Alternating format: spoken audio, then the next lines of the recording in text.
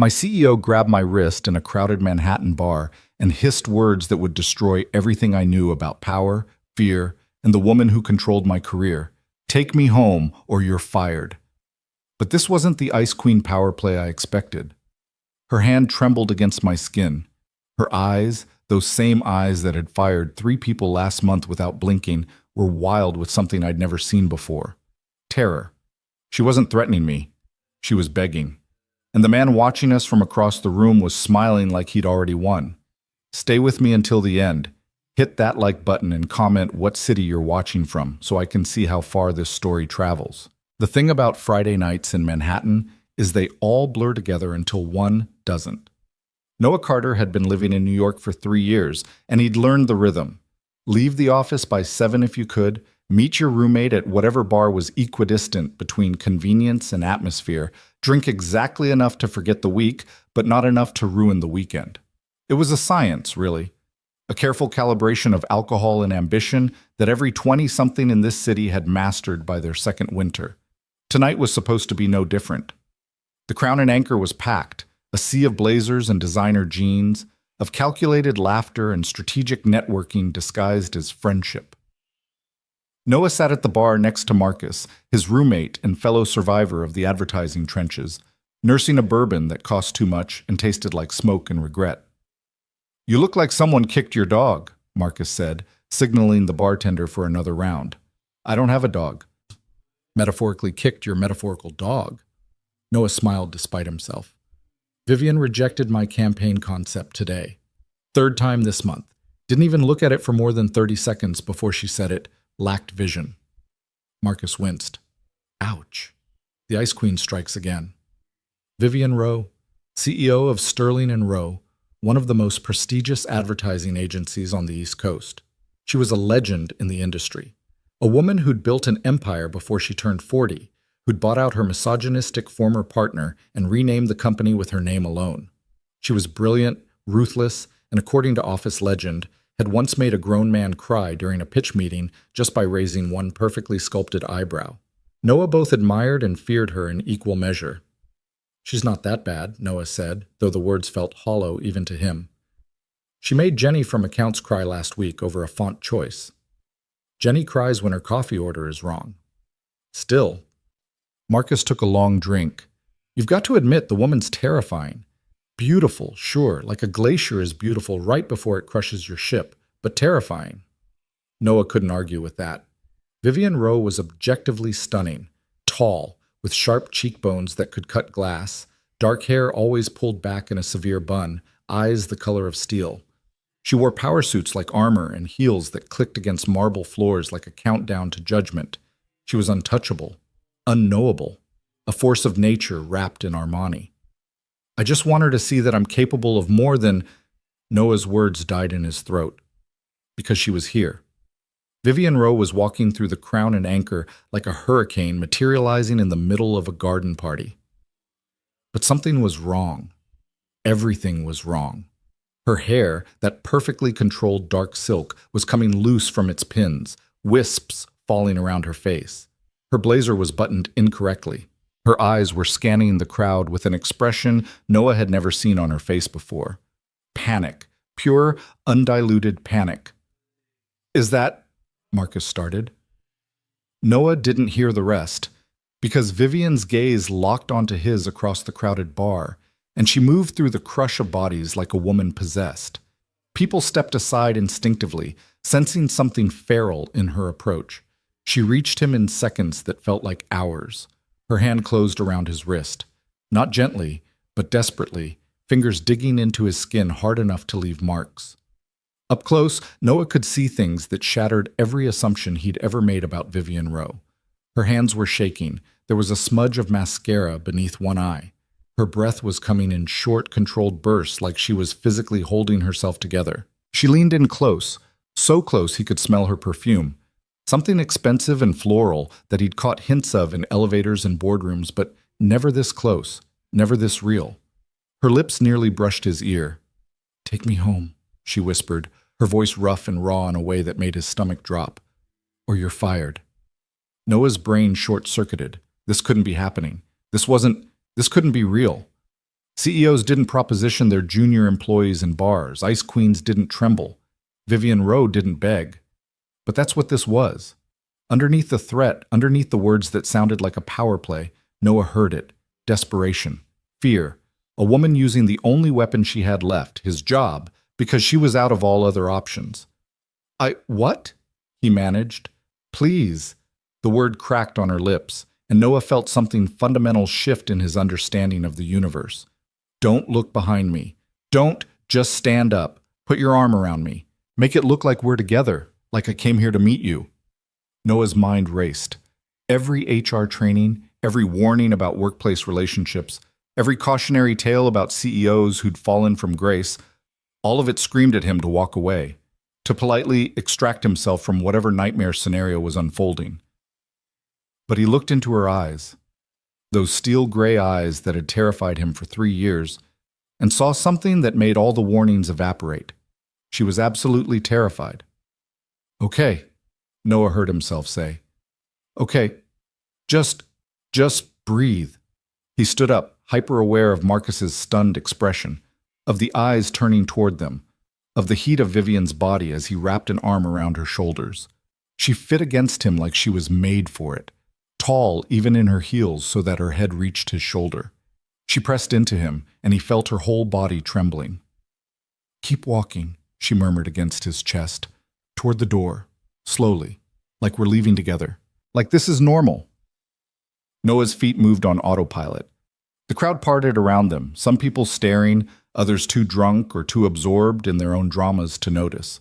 Vivian's fingers clutched the fabric of his shirt, holding on like he was a lifeline. They were halfway to the exit when Noah caught it, a man watching them from across the bar. He was tall, blonde, wearing a suit that probably cost more than Noah's monthly rent. Handsome in that sharp, calculated way that usually came with trust funds and prep school credentials. But it was his expression that made Noah's skin crawl, a smile that was all teeth and cruelty, satisfaction dripping from every perfectly symmetrical feature. And next to him, draped over his arm like an accessory, a woman who couldn't have been older than 23, stunning and oblivious, laughing at something he'd just whispered in her ear. Vivian's grip on Noah tightened painfully. Don't look at him, she hissed. Don't give him the satisfaction. But Noah was already putting the pieces together. The terror in Vivian's eyes, the way she'd materialized in this specific bar. The man watching them with that knowing, victorious smile. This wasn't about work. This was personal. The cold Manhattan air hit them like a slap as they pushed through the door. Vivian immediately stepped away from Noah, putting distance between them, her arms wrapping around herself. They stood on the sidewalk while Friday night chaos swirled around them. Taxis honking, people laughing, the city humming with its usual indifferent symphony. For a long moment, neither of them spoke. Vivian's chest rose and fell with deep breaths, her eyes closed, her professional mask trying desperately to reassemble itself. Noah watched the transformation, the way she straightened her spine, adjusted her blazer, smoothed back the loose strands of hair with shaking fingers. Ms. Rowe, he started. Don't. Her voice was sharp again, cutting. The Ice Queen returning from whatever hell she'd just escaped. Don't say anything. Don't. Her voice cracked. Just don't. Noah shoved his hands in his pockets, uncertain. Every instinct told him to ask if she was okay, to offer help, to do something. But this was still Vivian Rowe, still his CEO, still the woman who could destroy his career with a single word. I'm sorry, she said finally, and the words sounded like they were being torn from her throat. That was inappropriate, unprofessional. I shouldn't have. She laughed, a brittle sound that had nothing to do with humor. I shouldn't have threatened your job. That was unconscionable. Who was he? Noah asked quietly. Vivian's eyes snapped to his, fierce and warning. No one. Nothing. It doesn't matter. It clearly matters. It doesn't. She straightened to her full height, and for a moment Noah saw the woman from the boardroom again, imperious, untouchable. This conversation never happened. You were never here. We never. She gestured vaguely between them. This doesn't exist. Noah should have agreed. should have nodded and gone back inside, returned to Marcus and his bourbon and his simple Friday night. Instead, he said, "He looked like he was trying to hurt you."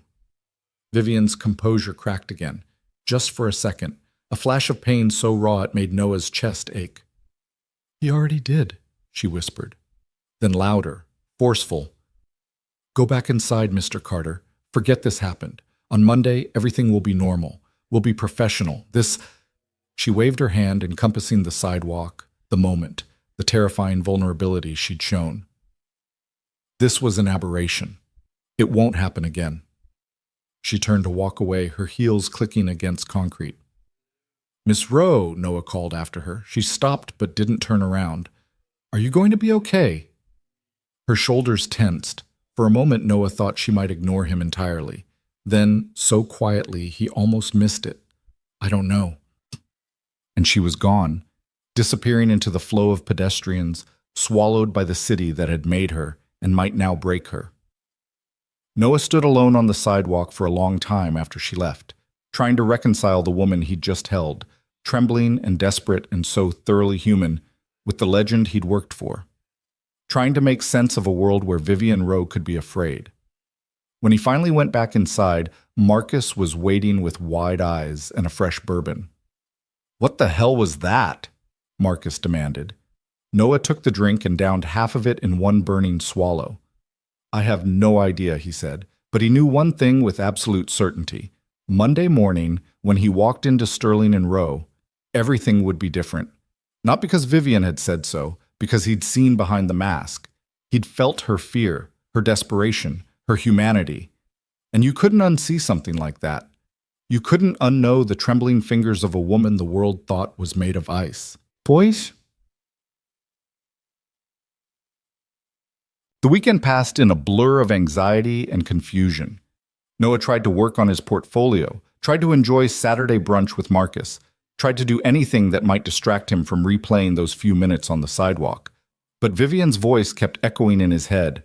"Take me home or you're fired." The desperation underneath the threat. The way she'd clung to him like he was the only solid thing in a world that had suddenly become quicksand. Marcus, to his credit, didn't press for details. He'd seen enough to know that whatever had happened was bigger than office gossip, stranger than their usual Friday night adventures. "You're being weird," Marcus observed on Sunday evening, watching Noah pace their small living room for the 15th time. "I'm not being weird. You've reorganized the bookshelf 3 times. You alphabetized our cereal. You're being weird." Noah stopped pacing. "If you saw someone you respected in trouble, I mean really in trouble, would you just forget about it because they told you to?" Marcus considered this, his expression uncharacteristically serious. "Depends. Is this someone actually asking for help, or are they asking to be left alone?" "I don't know. Both, maybe?" "Then you respect their wishes and stay ready in case they change their mind." Marcus stood up, clapped a hand on Noah's shoulder. "Look, I don't know what happened with Rowe on Friday, but that woman didn't become a CEO by being helpless. If she needs help, she'll ask. Your job is to not make it weird at work." Sound advice. Noah repeated it to himself like a mantra as he rode the subway Monday morning, as he walked through the gleaming glass doors of Sterling and Rowe, as he settled at his desk in the creative department's open plan office. Don't make it weird. Act normal. She said it never happened, so it never happened. He made it until 10:30 before his phone buzzed with a message that made his heart stop. "My office. Now. VR." The creative department went silent. Everyone knew that tone, that summons. You didn't get called to Vivian Rowe's office for good news. "Nice knowing you," someone whispered as Noah stood up. His legs felt like water as he crossed the floor toward the executive wing. The elevator ride to the top floor took forever and no time at all. The CEO's suite was all glass and steel and intimidation, floor-to-ceiling windows overlooking Manhattan, modern art that probably cost more than Noah's student loans, and a receptionist who looked at him like he was tracking mud on pristine white carpet. "She's expecting you," the receptionist said, her voice dripping with the kind of pity usually reserved for condemned prisoners. Noah knocked once on the heavy door. "Come in," Vivian's voice, controlled, professional. No hint of the woman from Friday night. He stepped inside. Vivian sat behind a desk that looked like it had been carved from a single piece of black marble. She was perfect again. Hair in its severe bun, makeup flawless, wearing a charcoal suit that screamed power and money. Everything about her posture said CEO. Nothing about her suggested she'd ever been afraid of anything in her life, except her eyes. For just a second, when she looked up at him, Noah saw it. A flash of the same fear, the same vulnerability. Then it was gone, replaced by professional courtesy. "Close the door, Mr. Carter." Noah obeyed, his heart hammering. "Sit." He sat.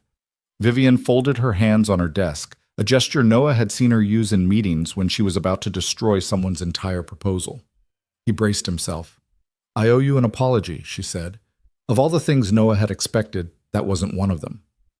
"Ms. Rowe, you don't—" "I do." Her voice was firm. "What I did on Friday was completely inappropriate. I used my position of authority to coerce you into an uncomfortable situation. I threatened your employment.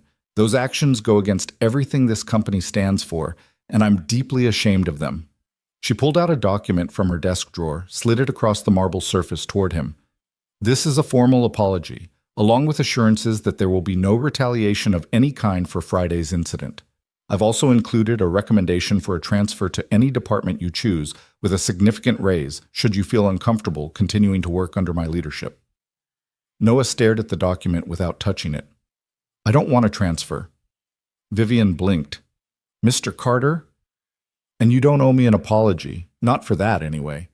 Noah met her eyes, saw her surprise. "You were scared. Someone was threatening you, or intimidating you, or... I don't know exactly what was happening, but you weren't trying to abuse your power. You were trying to survive something." Silence filled the office. Outside the windows, the city sprawled endlessly, indifferent to human drama. "That's generous of you," Vivian said finally, her voice carefully neutral. "But it doesn't excuse—" "Who was he?" Noah interrupted. Vivian's mask slipped. Just for a second, pain flashed across her features, raw and deep, and clearly unhealed. "That's not relevant to—" "It's completely relevant." Noah leaned forward. "Look, I get it. You're the CEO, you're supposed to be invincible. But what I saw on Friday, that wasn't a power trip. That was someone in genuine distress. And He paused, choosing his words carefully. "I'd like to help. If you'll let me." Vivian laughed, but there was no humor in it. "You can't help with this, Mr. Carter. This isn't a campaign that needs a creative solution. This is my personal life, which I've worked very hard to keep separate from this company." "Then why am I here?" The question hung in the air between them. Vivian stood up, walked to the window. Her reflection in the glass looked small somehow, despite her height, despite the power suit and the corner office and the title that made grown men nervous. "His name is Grant Maddox," she said quietly. "We were engaged. 3 years. He proposed on a yacht in Greece, gave me a ring that cost more than most people's cars. Everyone said we were perfect together. The power couple. Industry royalty." She pressed her palm against the glass. 6 months ago, I found out he'd been cheating on me. Not just once. Multiple affairs. Some lasting months. One of them was with my former assistant, a girl I'd mentored, promoted, trusted. Her voice was hollow. When I confronted him, he didn't even have the decency to look ashamed. He said I was too focused on my career, that I was cold, that he needed someone who could make him feel wanted. Noah felt anger coiling in his chest. "That's predictable?" Vivian turned from the window. "That's what my therapist calls it. Classic narcissist behavior. Blame the victim for your own failings." She walked back to her desk but didn't sit. "I ended it. Threw the ring at him. Literally. Very dramatic. Very unlike me. And I thought that was the end of it. But it wasn't. No." Her hands clenched into fists. "He's been showing up. At events I attend. At restaurants where I have reservations. Always with a different woman, always younger, always making sure I see them. Making sure I know he's moved on. That he's happy. That leaving me was the best thing that ever happened to him." "That's harassment," Noah said flatly. "That's New York," Vivian corrected. "We run in the same circles, attend the same galas. Our companies work with the same clients. I can't prove he's doing it deliberately, and even if I could, what would I do?" Take out a restraining order? The headlines would destroy me. Bitter CEO can't handle X moving on. Ice Queen cracks. Vivian Rowe loses control. She sat down heavily and for a moment looked utterly exhausted. I've worked for 20 years to build this company, to earn respect in an industry that still thinks women belong in creative, not leadership. I can't let him take that from me. I can't let anyone see me as... She gestured vaguely at herself. Weak. Noah understood then. The mask wasn't just for show, it was survival. In a world that would tear her apart for showing emotion, Vivian Rowe had learned to become ice, and Grant Maddox had found the one crack in that armor. He'd made her feel humiliated, vulnerable, afraid, and he was exploiting it. So on Friday, Noah said slowly, when you saw him at the bar, I panicked, completely, thoroughly panicked.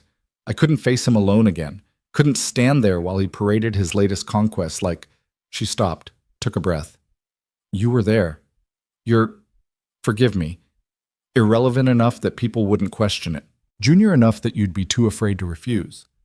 I thought I could use you as a shield, just for a moment, just to get out of there without giving him the satisfaction of seeing me run. Irrelevant, Noah repeated, a small smile tugging at his lips despite everything. That's accurate, actually. Vivian's expression softened slightly. I am sorry for all of it. The threat, the manipulation, dragging you into my mess. Apology accepted, but I still want to help. There's nothing... Actually, Noah interrupted. There might be. Vivian raised an eyebrow, the expression that usually preceded someone getting eviscerated. But there was curiosity there too. Noah took a breath, committing to the insane idea forming in his head. How many of these events do you have coming up? The kind where Grant might show up? Too many. There's a client dinner Thursday, a charity gala next week, the industry awards in 2 weeks. Why? Because you were right about using me as a shield. Except you went about it wrong. Noah leaned forward. You threatened me, which made it coercion, made it feel wrong. But what if, and hear me out, what if you asked instead? Vivian stared at him. Asked you to what exactly? To be your date, your fake boyfriend, your very public, very visible relationship that shows Grant Maddox exactly how little you care about him anymore. The words sounded insane out loud. Noah waited for Vivian to laugh, to dismiss him, to have security escort him out. Instead, she went very still. You're serious, she said, completely. Think about it. You show up to these events with someone on your arm, someone who's clearly into you, someone who makes you smile. It takes away Grant's power. He can't humiliate you if you look happy. He can't win if you've already moved on. Mr. Carter, that's Noah. If we're going to fake date, you should probably call me Noah. Vivian shook her head. This is a terrible idea. The complications alone, HR would have a field day. And if anyone found out it was fake, who would know? We work together. We have plausible proximity. I'm young enough that people would think you're having a midlife crisis, but old enough that it's not creepy. And Noah paused, making sure she understood this part. I volunteer. No threats, no coercion. Just one person helping another get through a difficult situation. Vivian studied him for a long moment. Noah could practically see her brilliant mind analyzing every angle, every risk, every potential disaster.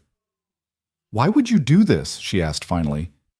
You barely know me, and what you do know, by your own colleague's admission, is that I'm terrifying.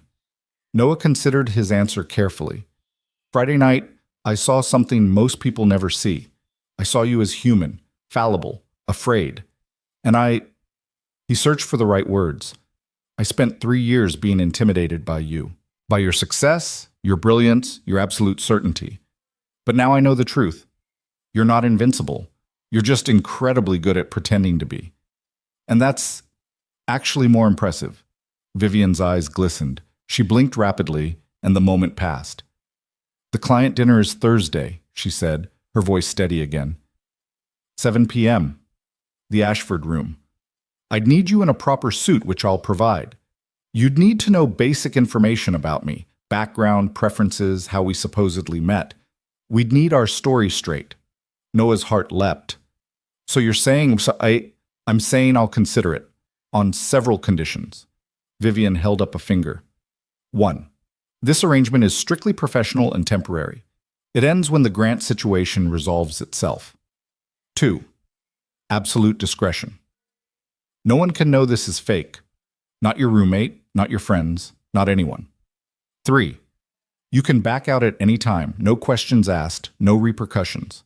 And 4, she fixed him with that steel-gray gaze.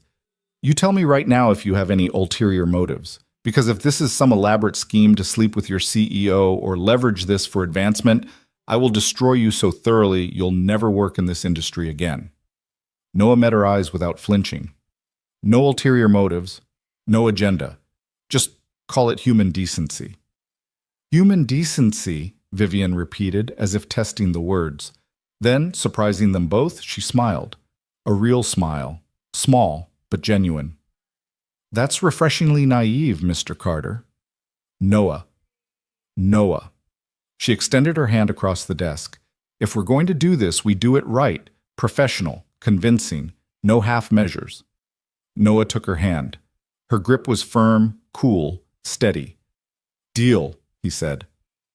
And just like that, Noah Carter, junior creative, perpetually overlooked, professionally irrelevant, became the fake boyfriend of the most powerful woman in advertising. He had no idea what he'd just signed up for. But looking at Vivian's face, the relief softening the sharp edges, the gratitude she was trying so hard to hide, Noah thought maybe, just maybe, this insane plan might actually work, or it would explode spectacularly and take his entire career down with it. Monday afternoon passed in a surreal haze.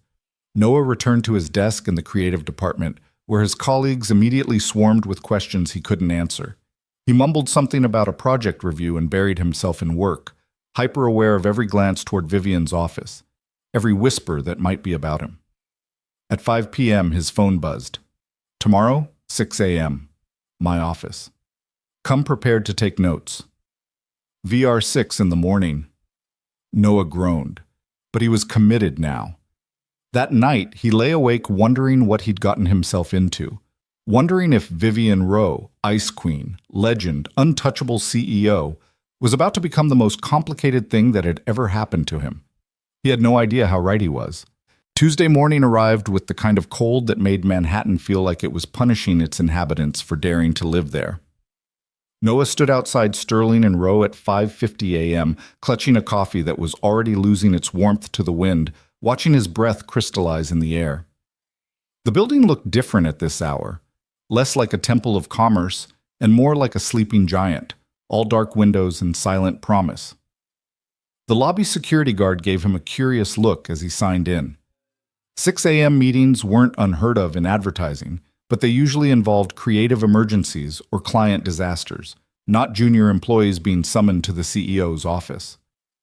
The elevator ride felt longer in the pre-dawn quiet. Noah's reflection in the polished doors looked uncertain, nervous. He tried to arrange his features into something more confident and failed miserably. Vivian's receptionist desk was empty, of course. The whole executive floor was dark, except for one office at the end of the hall, light spilling from beneath the door like a beacon. Noah knocked softly. Come in. Vivian sat at her desk surrounded by papers, her laptop open, 2 coffee cups already empty beside her. She'd clearly been here for hours. Her hair was still in its severe bun, but she'd forgone the blazer, just a crisp white blouse tucked into tailored black pants. Without the armor of her full suit, she looked younger, more human. You're early, she said without looking up from whatever she was reading. You said 6. It's 5:58. Early is on time. On time is late. She finally glanced at him, and something like approval flickered across her face. Coffee? Already have some. You'll need more. We have a lot to cover. She gestured to the chair across from her desk. Sit, and close the door. Noah obeyed, settling into the same chair where she'd apologized to him just yesterday. The office felt different at this hour, more intimate somehow, without the city noise and the bright daylight to dilute the space between them. Vivian slid a leather portfolio across the desk toward him. Everything you need to know about me. educational background, career history, family information, preferences, habits. Study it. Memorize it. If we're going to convince people we're in a relationship, you need to know me better than my own mother does. Noah opened the portfolio. Inside were neatly organized tabs: biography, career, family, preferences, social circles. Each section was typed in perfect detail, like she'd created a dossier on herself. "This is incredibly thorough," Noah said, slightly awed. "I don't do anything halfway." Vivian stood, walked to her window. The sky was starting to lighten, Manhattan slowly waking up beneath them. "The client dinner is in 2 days. That's not much time to build a believable relationship." "What's our story? How did we meet?" Vivian turned, and Noah saw that she'd already thought this through. Of course she had. "We keep it close to the truth. You're a creative at my company. We've worked together for 3 years, but never interacted much beyond professional capacity. 6 weeks ago, you stayed late working on a campaign pitch. I was also working late, as I often do. We ended up in the break room at the same time, 2 a.m., both exhausted. We started talking, really talking, not just the surface-level office conversation. You said something that made me laugh, actually laugh, for the first time in months, and I saw you differently." She delivered this like she was presenting a campaign strategy, all business. But Noah noticed her fingers were twisting together, a small tell of nervousness. "What did I say? To make you laugh?" Vivian paused. "Something self-deprecating but perceptive. You have a tendency toward that in your presentations. It's endearing in small doses, though you overuse it." She said this almost absently, then seemed to catch herself. "We'll say you made a joke about how the coffee machine was the only thing in the building older than me. Inappropriate, which is why I noticed. Most people are too afraid to joke with me." Noah couldn't help smiling. "That does sound like something I'd say after too much caffeine and not enough sleep." After that night, we started finding excuses to cross paths. Coffee runs, late nights. Eventually, I asked you to dinner, somewhere quiet, outside Manhattan.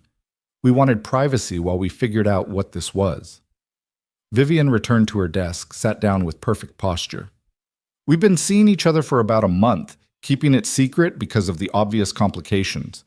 I'm your CEO, there's a significant age gap. HR policies are murky on workplace relationships between executives and non-executives."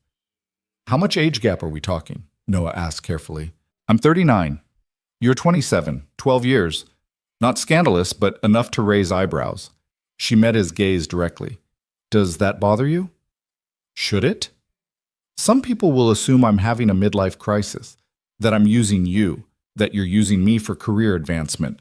We need to be prepared for those assumptions." Noah leaned back in his chair, studying her. In the growing morning light, he could see the fine lines around her eyes, the slight shadows beneath them that makeup usually hid.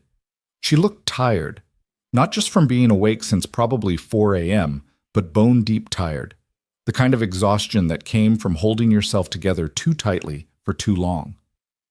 "What do you need from me?" he asked. "At this dinner, what's the role I'm playing?" Vivian's expression softened slightly. "Attentive but not obsequious. Confident enough to be with me, but humble enough that it's believable. You should touch me occasionally. My hand, my shoulder, small gestures that suggest intimacy. Make eye contact when I'm speaking. Laugh at my jokes, even when they're not funny. And if Grant is there," her voice caught. She cleared her throat. "If Grant is there, you stay close. You don't react to him. You treat him like he's a stranger because to you, he should be. Can you do that?" "Yes." You answered very quickly. "Because it's an easy answer." Noah held her gaze. "I'm good at reading people. It's what makes me decent at advertising. And right now, I'm reading that you need someone who won't ask too many questions and won't make this harder than it needs to be. So that's what I'll be." Vivian stared at him for a long moment. Then, almost imperceptibly, her shoulders relaxed. "Thank you," she said quietly. They spent the next 2 hours going through the portfolio. Noah learned that Vivian grew up in Boston, daughter of a literature professor and a public defender. That she went to Yale on scholarship, graduated top of her class, started at Sterling and Rowe as an intern, and worked her way up through sheer brilliance and relentless drive. That she bought out her partner 5 years ago after he tried to claim credit for her ideas one too many times. That she took her coffee black with one sugar, hated seafood, loved old movies from the 40s, ran 5 miles every morning at 5:30, and had a photographic memory for numbers. He learned that she had no siblings, that her mother died when she was 25, that her father remarried and moved to Arizona, that she spoke fluent French and passable Italian, that she'd been engaged once before Grant, a brief thing in her 20s that ended amicably, that she owned a brownstone in Brooklyn Heights and a cabin in the Catskills she never had time to visit. Favorite book? Noah asked, scanning the preferences section. Rebecca, by Daphne du Maurier. Movie? Double Indemnity. The original, not the remake. Music? Jazz, Miles Davis, John Coltrane, Billie Holiday. I find most modern music exhausting. She poured herself another coffee. Your turn. My turn. If I know everything about you and you know everything about me, but you don't know anything about yourself that I should know, the asymmetry will show. Vivian pulled out a fresh legal pad. Talk. I'll take notes. So Noah talked. About growing up in Ohio, middle-class suburbs, and high school football games he never attended because he was in the art room. About his parents, still married, still living in the same house, still baffled by his decision to move to New York. About his degree in communications from a state school nobody in Manhattan had heard of. About the 3 years of struggle and rejection and slow, painful progress in an industry that chewed up people like him and spit them out. Vivian wrote everything down in neat handwriting, occasionally asking clarifying questions. What was his mother's name? Susan. His father's occupation? Accountant. Siblings? One sister, Emily, married with twins. Hobbies? Photography, though he hadn't picked up his camera in months. Reading, mostly thriller novels. Cooking, when he had time, which was never. Favorite food? Vivian asked. My mom's lasagna. But in New York, there's this Thai place in Queens that makes curry that's basically perfect. Alcohol of choice? Bourbon. Nothing fancy, just whatever's on the middle shelf. Last relationship? Noah hesitated. Ended 8 months ago. Her name was Claire. She was a graphic designer. We were together for 2 years. It ended because... He paused, choosing his words carefully. Because she wanted someone who was already successful, not someone who might be successful someday. She got tired of waiting for my career to happen. Vivian stopped writing, looked up at him. Something in her expression shifted. Recognition, maybe. Or sympathy. That must have been difficult, she said. It was honest. I can respect that, even if it hurt. Noah smiled wryly. At least she didn't cheat on me with someone younger and then parade them around to make me feel inadequate. Vivian flinched. Fair point. The morning sun was fully up now, flooding the office with light. Outside, Manhattan was in full swing, cars honking, people rushing, the city's endless hungry energy. But in Vivian's office, time felt suspended, like they existed in a bubble where normal rules didn't apply. We should address the physical aspect, Vivian said, and Noah's brain momentarily short-circuited. The what? Physical intimacy. Hand-holding, touching, proximity. If we're supposed to be a couple, we need to be comfortable with casual contact. Right now you look terrified every time I come within 3 feet of you. I'm not terrified. Vivian raised an eyebrow. Okay, maybe mildly terrified, Noah admitted. You're my CEO. 3 days ago, you were this untouchable figure who could fire me with a word. Now I'm supposed to hold your hand at dinner. It's a mental adjustment. Stand up, Vivian said. What? Stand up. We're going to practice. Noah stood, feeling ridiculous. Vivian walked around her desk and stood in front of him. Even in flats, she'd kicked off her heels hours ago. She was nearly his height. Give me your hand, she said. Slowly, Noah extended his hand. Vivian took it, her fingers cool and steady against his palm. Her grip was firm but not aggressive, natural but deliberate. See? Just hands. Nothing terrifying. Her voice was gentle, almost amused. Now, when we're at dinner, you might do this. She shifted her grip, lacing her fingers through his. More intimate. Suggests familiarity. Or this. She released his hand, placed her palm on his forearm instead. Guiding, protective. You'd use this when we're walking together.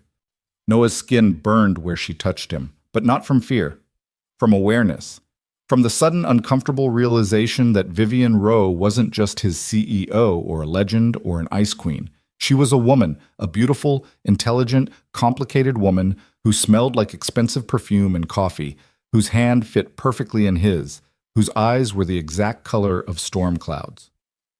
"You're tense," Vivian observed. "You're my boss." "I'm aware, but at dinner, I won't be. I'll just be Vivian, a woman you care about, a woman you want to protect." She stepped closer, and Noah's breath caught. "Can you do that?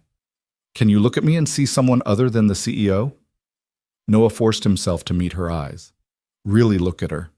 Not the power suit or the perfect hair or the reputation, but the person underneath. The woman who'd been betrayed and humiliated, who was terrified of seeming weak, who'd built walls so high she'd forgotten how to let anyone in. "Yeah," he said softly, "I can do that." Something flickered in Vivian's expression. Surprise, maybe, or relief. She held his gaze for a long moment, then stepped back, the professional mask sliding back into place. "Good. Practice that before Thursday." She returned to her desk, all business again. "I've arranged for you to get fitted for a suit this afternoon, 4 p.m., Bergdorf's. Everything's already paid for. Don't argue." "I wasn't going to, You were thinking about it. I can see it on your face. You're very expressive, Noah. It's charming, but also makes you a terrible liar. Work on that." Noah laughed despite himself. "Any other critiques?" "Several, but we're out of time.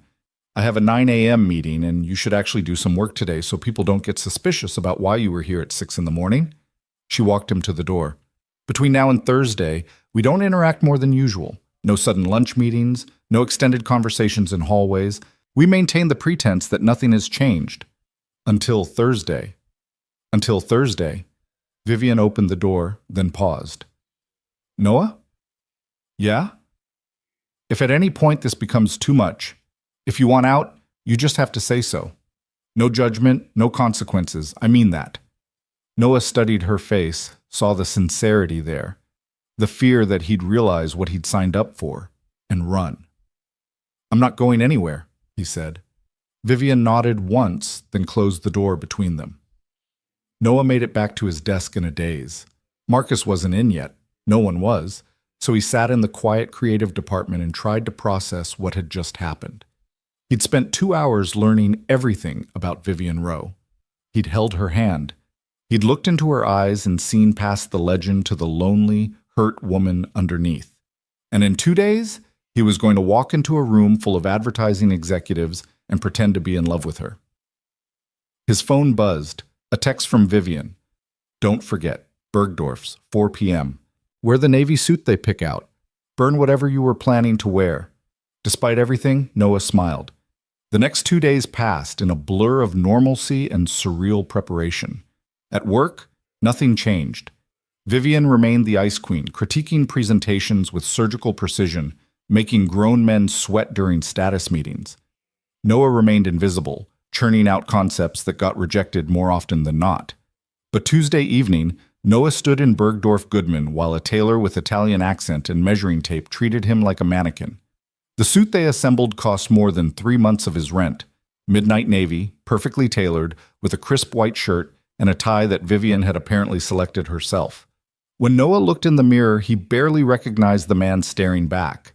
He looked successful, confident, like someone who belonged on Vivian Rowe's arm. Wednesday night, Noah couldn't sleep. He lay awake running through details.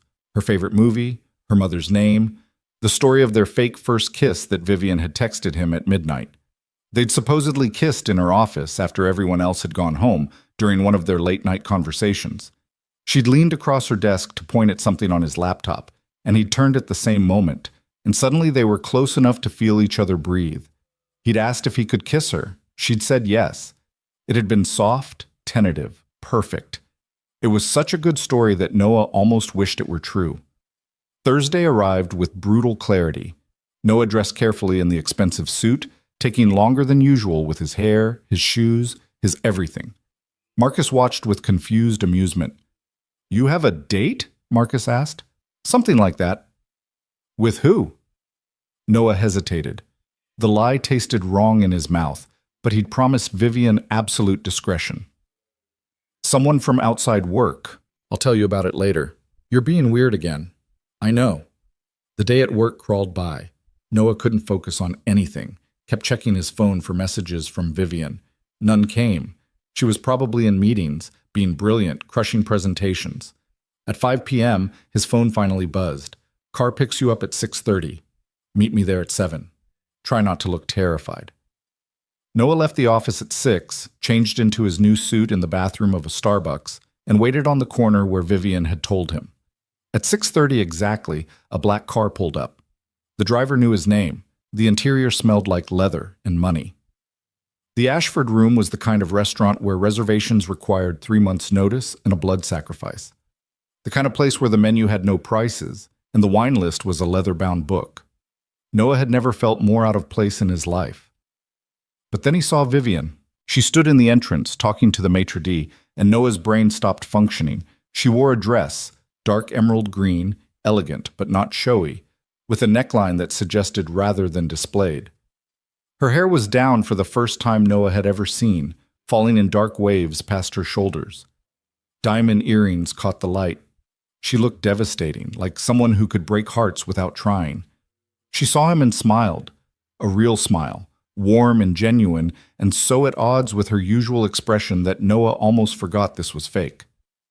There you are, she said, walking toward him. I was starting to worry. And then she kissed him. It was just a brief touch of lips, a greeting between lovers who'd been apart for a day. But it sent electricity through Noah's entire nervous system. She tasted like mint and possibility. Her hand touched his cheek, gentle and possessive at once. When she pulled back, her eyes searched his face. Okay? She whispered, quiet enough that only he could hear. Noah's voice had abandoned him. He nodded. Vivian laced her fingers through his, exactly like she'd shown him in her office. Then let's do this. They walked into the dining room together, and Noah felt every eye turn toward them. The Ashford Room was full of advertising elite, creative directors, agency presidents, brand executives, people who knew Vivian, people who were now seeing her with someone new. The whispers started immediately. Vivian ignored them all, her head high, her hand steady in Noah's. She guided him to a large round table where several people were already seated. Noah recognized some faces from industry magazines, from company all-hands meetings. Everyone, this is Noah Carter, Vivian said, her voice carrying just enough warmth to make the introduction significant. Noah, you know David Hutchins from our strategy team, and this is Sarah Chen from Morrison Media, and she went around the table.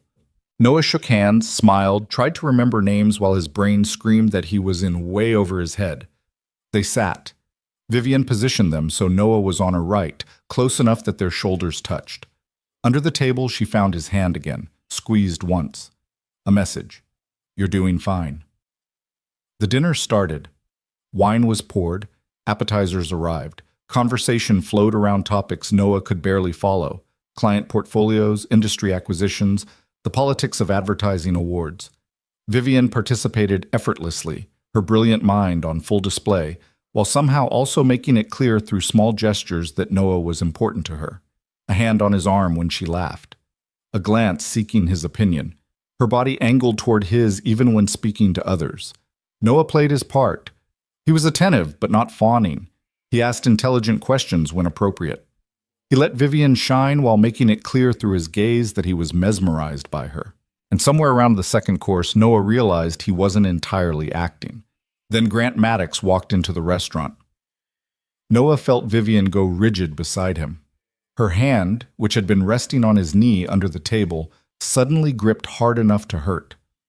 Grant looked exactly like he had in the bar. Tall, blonde, expensive suit, megawatt smile. But tonight, he wasn't alone. The woman on his arm was different from Friday's conquest, younger if possible, wearing a dress that was more suggestion than fabric, and Grant's eyes swept the room with predatory intent until they landed on Vivian's table. His smile widened. He was walking toward them. Vivian, Noah said quietly, leaning close. Look at me. She turned, her eyes wide with panic barely concealed. You're brilliant, Noah whispered. You're powerful. You're sitting here with people who respect you, at a table you earned through talent and hard work. And he's just a man who never deserved you. So breathe, and let me handle this. Something in Vivian's expression shifted. The panic receded, replaced by surprise, and then something fiercer. She nodded once. Grant reached their table just as Noah placed his hand on Vivian's cheek and leaned in to kiss her temple, a gesture of casual intimacy that said, "She's mine," without words. "Vivian," Grant said, his voice smooth as silk and twice as fake. "What a surprise!" Vivian turned, and the mask was perfect, cool, professional, utterly unbothered. "Grant, I didn't know you'd be here." "Neither did I until an hour ago. Last-minute invitation from the Morrison media folks." He gestured to his date. "This is Amber." "Amber, this is Vivian Rowe, an old friend." "An ex," Vivian corrected pleasantly. "Let's be accurate. Grant and I were engaged. It didn't work out. These things happen." Grant's smile tightened. "Right, and you are?" He looked at Noah like he was an interesting insect. Noah stood, extending his hand with just enough confidence to be believable. "Noah Carter. Nice to meet you."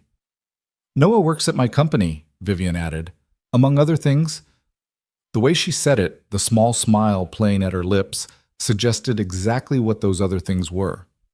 Grant's handshake was aggressive, trying to assert dominance. Noah held firm, refused to wince.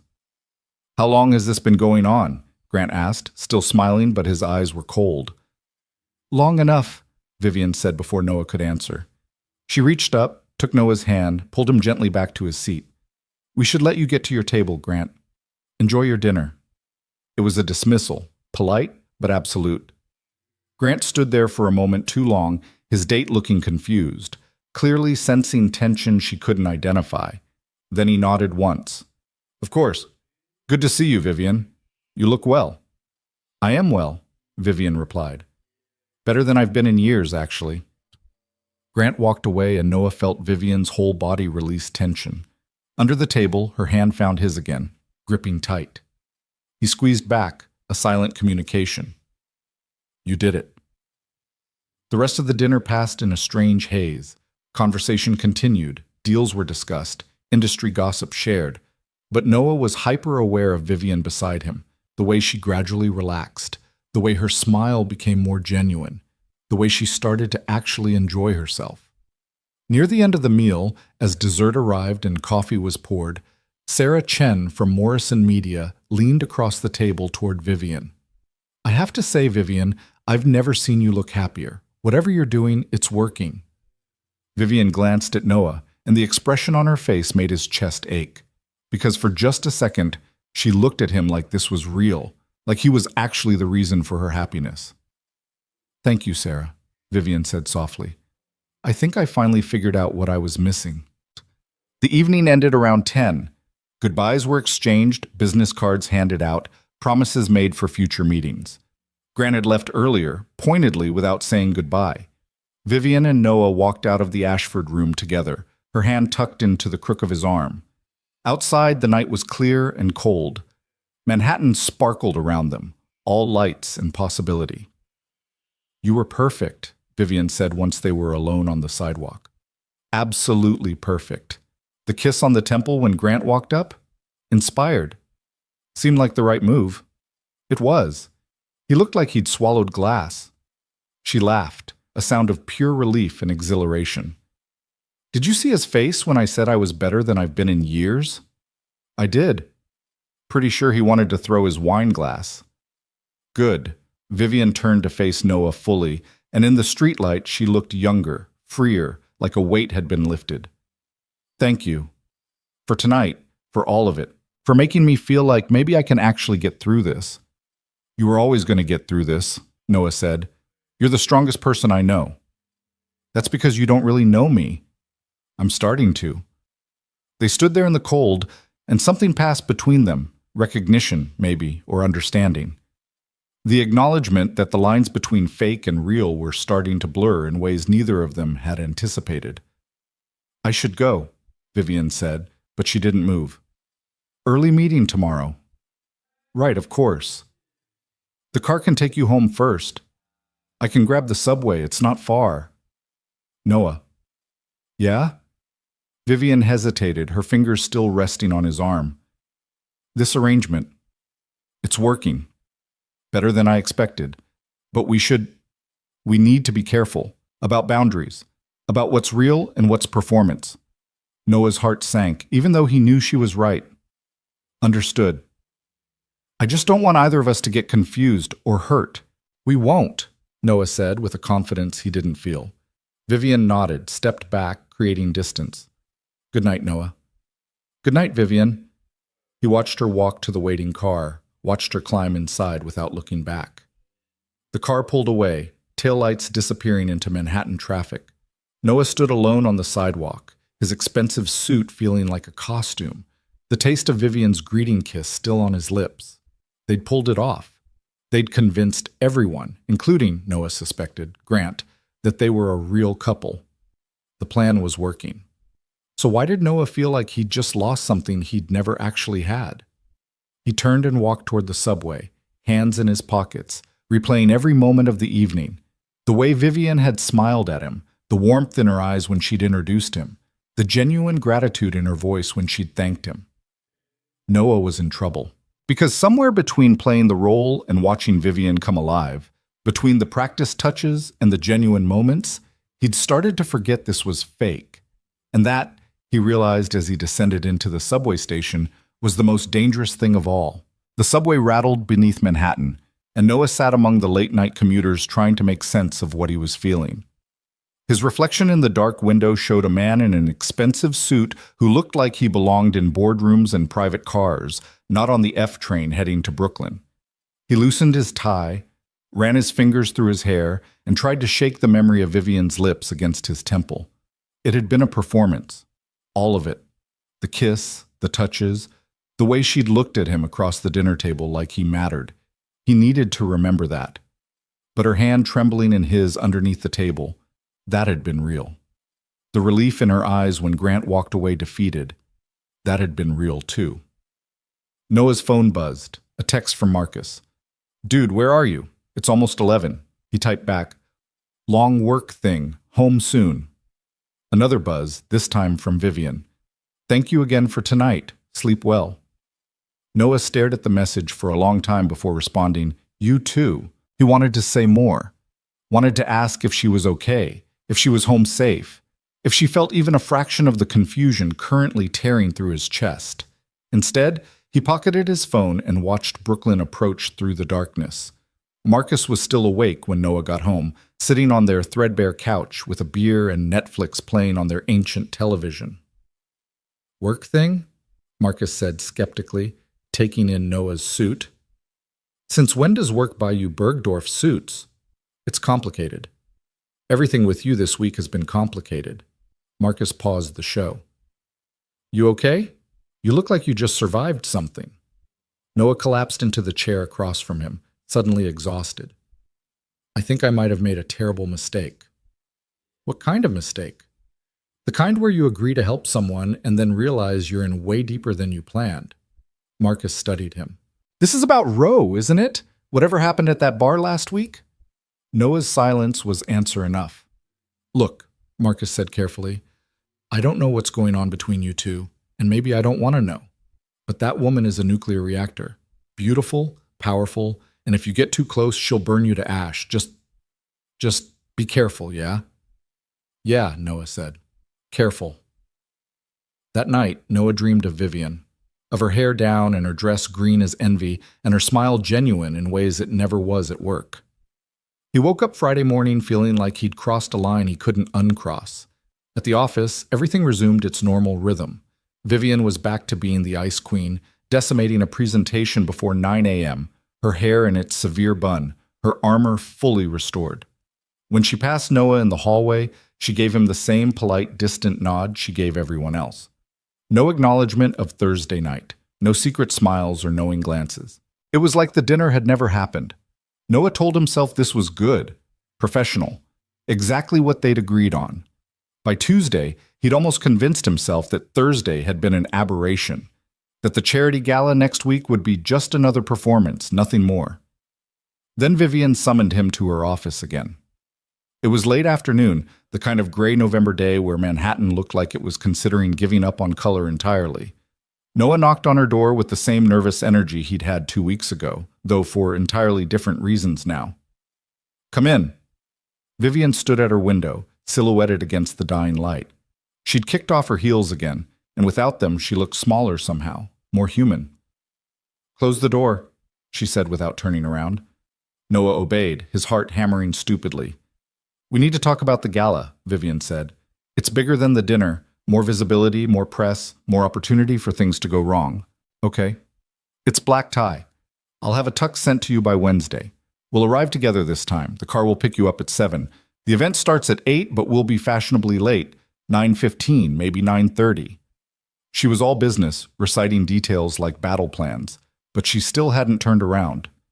"Grant will definitely be there," she continued. "He's on the board of the charity, which means we'll have to interact with him more than we did at dinner. Conversation, not just passing acknowledgement. Can you handle that?" "Of course." "I need you to be prepared for him to be cruel, to make implications about us, about you, about your motives. He'll try to get under your skin, to make you react." "I won't." "You say that now." Finally, Vivian turned. Her face was carefully neutral, but Noah was learning to read the small tells, the tension in her jaw, the way her fingers worried at her watch band. "Grant is very good at finding weaknesses. And if he senses that this isn't—" She stopped, frustration flickering across her features. "That this isn't real," Noah finished quietly. "Yes." They stood in silence for a moment, the unspoken truth hanging between them.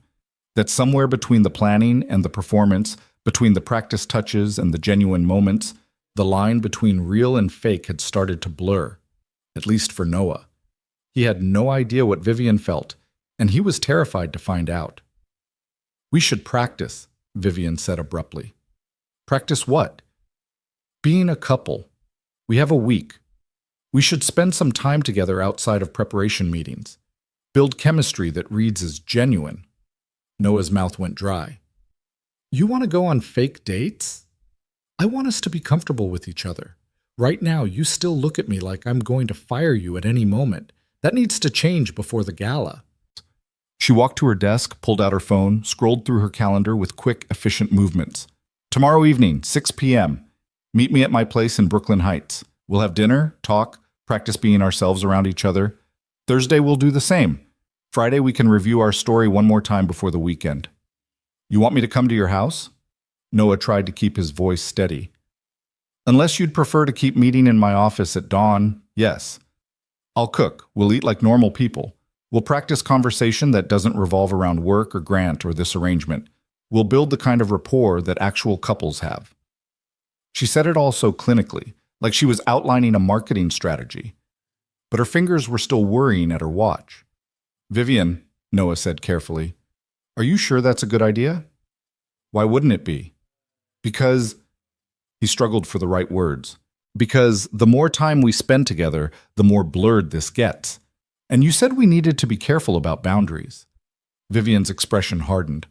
"I'm perfectly capable of maintaining boundaries. Are you saying you're not?"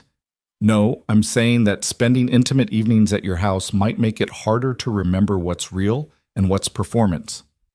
"For you or for me?" The question hung in the air like a challenge. Noah met her gaze, saw something dangerous flickering there. Vulnerability wrapped in defensiveness, fear masquerading as control. "For both of us," he said quietly. Vivian turned away, her shoulders rigid. When she spoke again, her voice was softer. "You're right. It's a risk. But the bigger risk is showing up to the gala and having everyone see through us because we're too stiff, too rehearsed. I need this to be believable, Noah. I need Grant to see me happy and moved on and completely indifferent to his existence. And right now, we're not quite there yet." She was right. Noah knew she was right. Thursday's dinner had been good, but there had been moments of awkwardness, beats where they'd both been too aware of performing. "Okay," Noah said. "Wednesday through Friday, your place. We practice being real."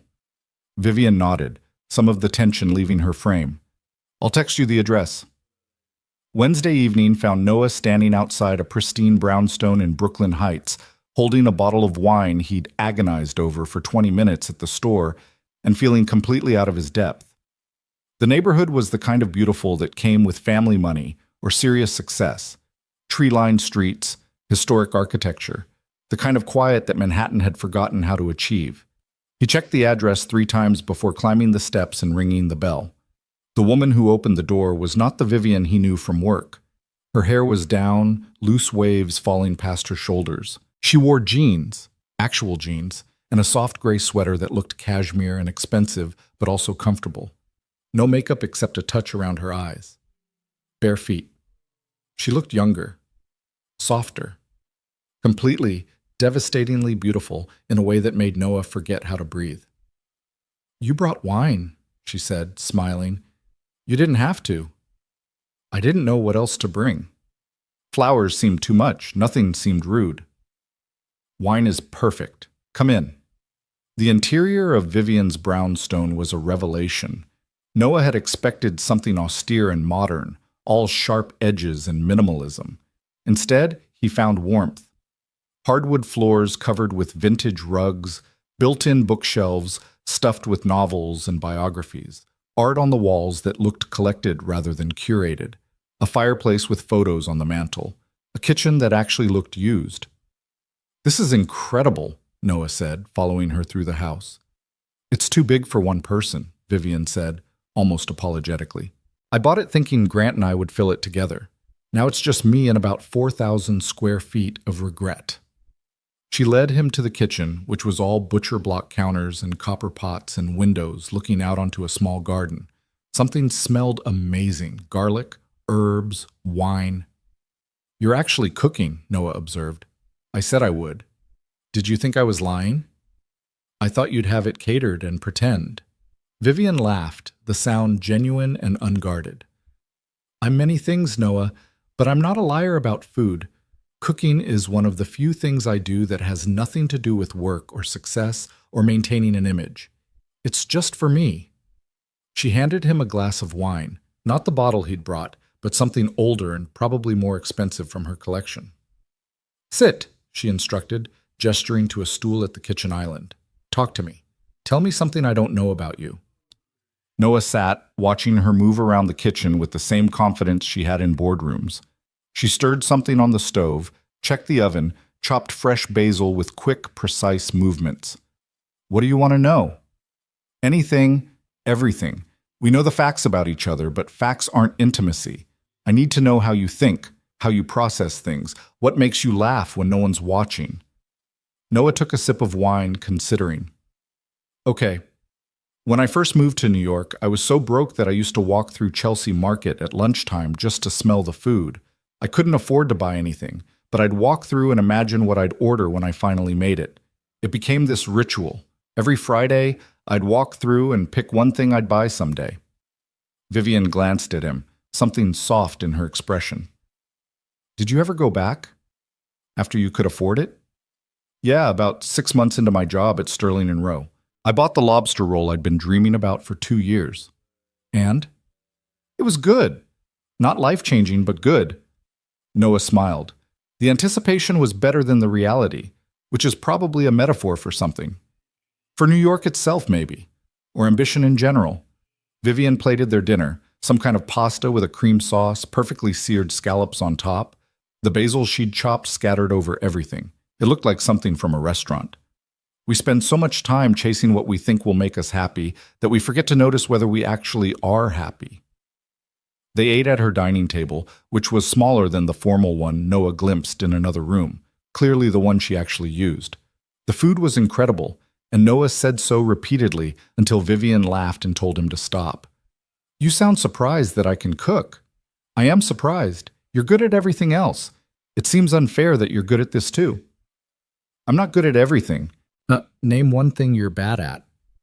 Vivian was quiet for a moment, twirling pasta on her fork. "Relationships, apparently. Trusting people. Letting my guard down. Asking for help." She met his eyes. "Should I keep going?" The vulnerability in her voice made Noah's chest ache. "Those aren't things you're bad at. Those are things that are hard." Same result? Not really. Being bad at something means you lack the ability. These are things you've trained yourself not to do because the world punished you for them. Vivian set down her fork, studying him with an expression Noah couldn't quite read. How did you get so perceptive? Grew up quiet. Learn to watch instead of talk. You see a lot when you're not busy performing. Is that what I do? Perform? Isn't it what we all do? Noah leaned back in his chair.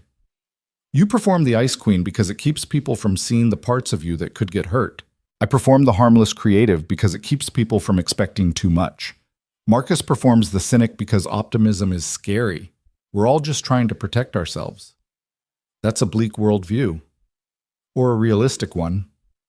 They finished dinner talking about everything and nothing. Books they'd read, movies they loved, places they wanted to travel but never had time for. Vivian told him about her mother, a literature professor who'd died too young and left Vivian with a love of old films and an inability to watch anything sad. Noah told her about his sister's wedding, how he'd been so focused on work he'd almost missed it, how that had been the moment he realized he was becoming someone he didn't like. The conversation flowed easier than it had any right to, punctuated by laughter and wine refills and the kind of comfortable silences that usually took months to build. Around 10, they moved to her living room. Vivian built a fire in the fireplace while Noah examined the photos on the mantel. Vivian as a child with her mother, both laughing. Vivian at her Yale graduation, looking fierce and proud. Vivian at various company events, always polished, always perfect. One photo was face down. Grant, Vivian said, noticing where Noah's attention had landed. I keep meaning to throw it away, but I haven't gotten around to it. Why not? She settled onto the couch, tucking her feet under her. Because part of me is still angry, and if I throw it away, I'm admitting he doesn't matter anymore. Which means admitting I wasted 3 years on someone who never deserved them. Which means admitting I was wrong. And I hate being wrong. Noah sat beside her, careful to leave space between them. You weren't wrong. He was. There's a difference. Is there? Vivian stared into the fire. I'm supposed to be brilliant at reading people. It's literally my job, understanding what motivates them, what they want, what they'll respond to. And I completely missed that the man I was going to marry was a narcissistic cheater who saw me as a trophy instead of a person. Love makes us blind. It's not a character flaw. It's human nature. Love, Vivian repeated bitterly. I'm not even sure it was love. Maybe it was just convenience. Compatible ambitions, good optics. He was handsome and successful and everyone expected us to be together, so we were. Did you ever actually want to marry him? The question seemed to surprise her. She was quiet for a long time, the firelight casting shadows across her face. I wanted to want to, she said finally. I wanted to be the kind of woman who could have it all, the career, the relationship, the perfect life.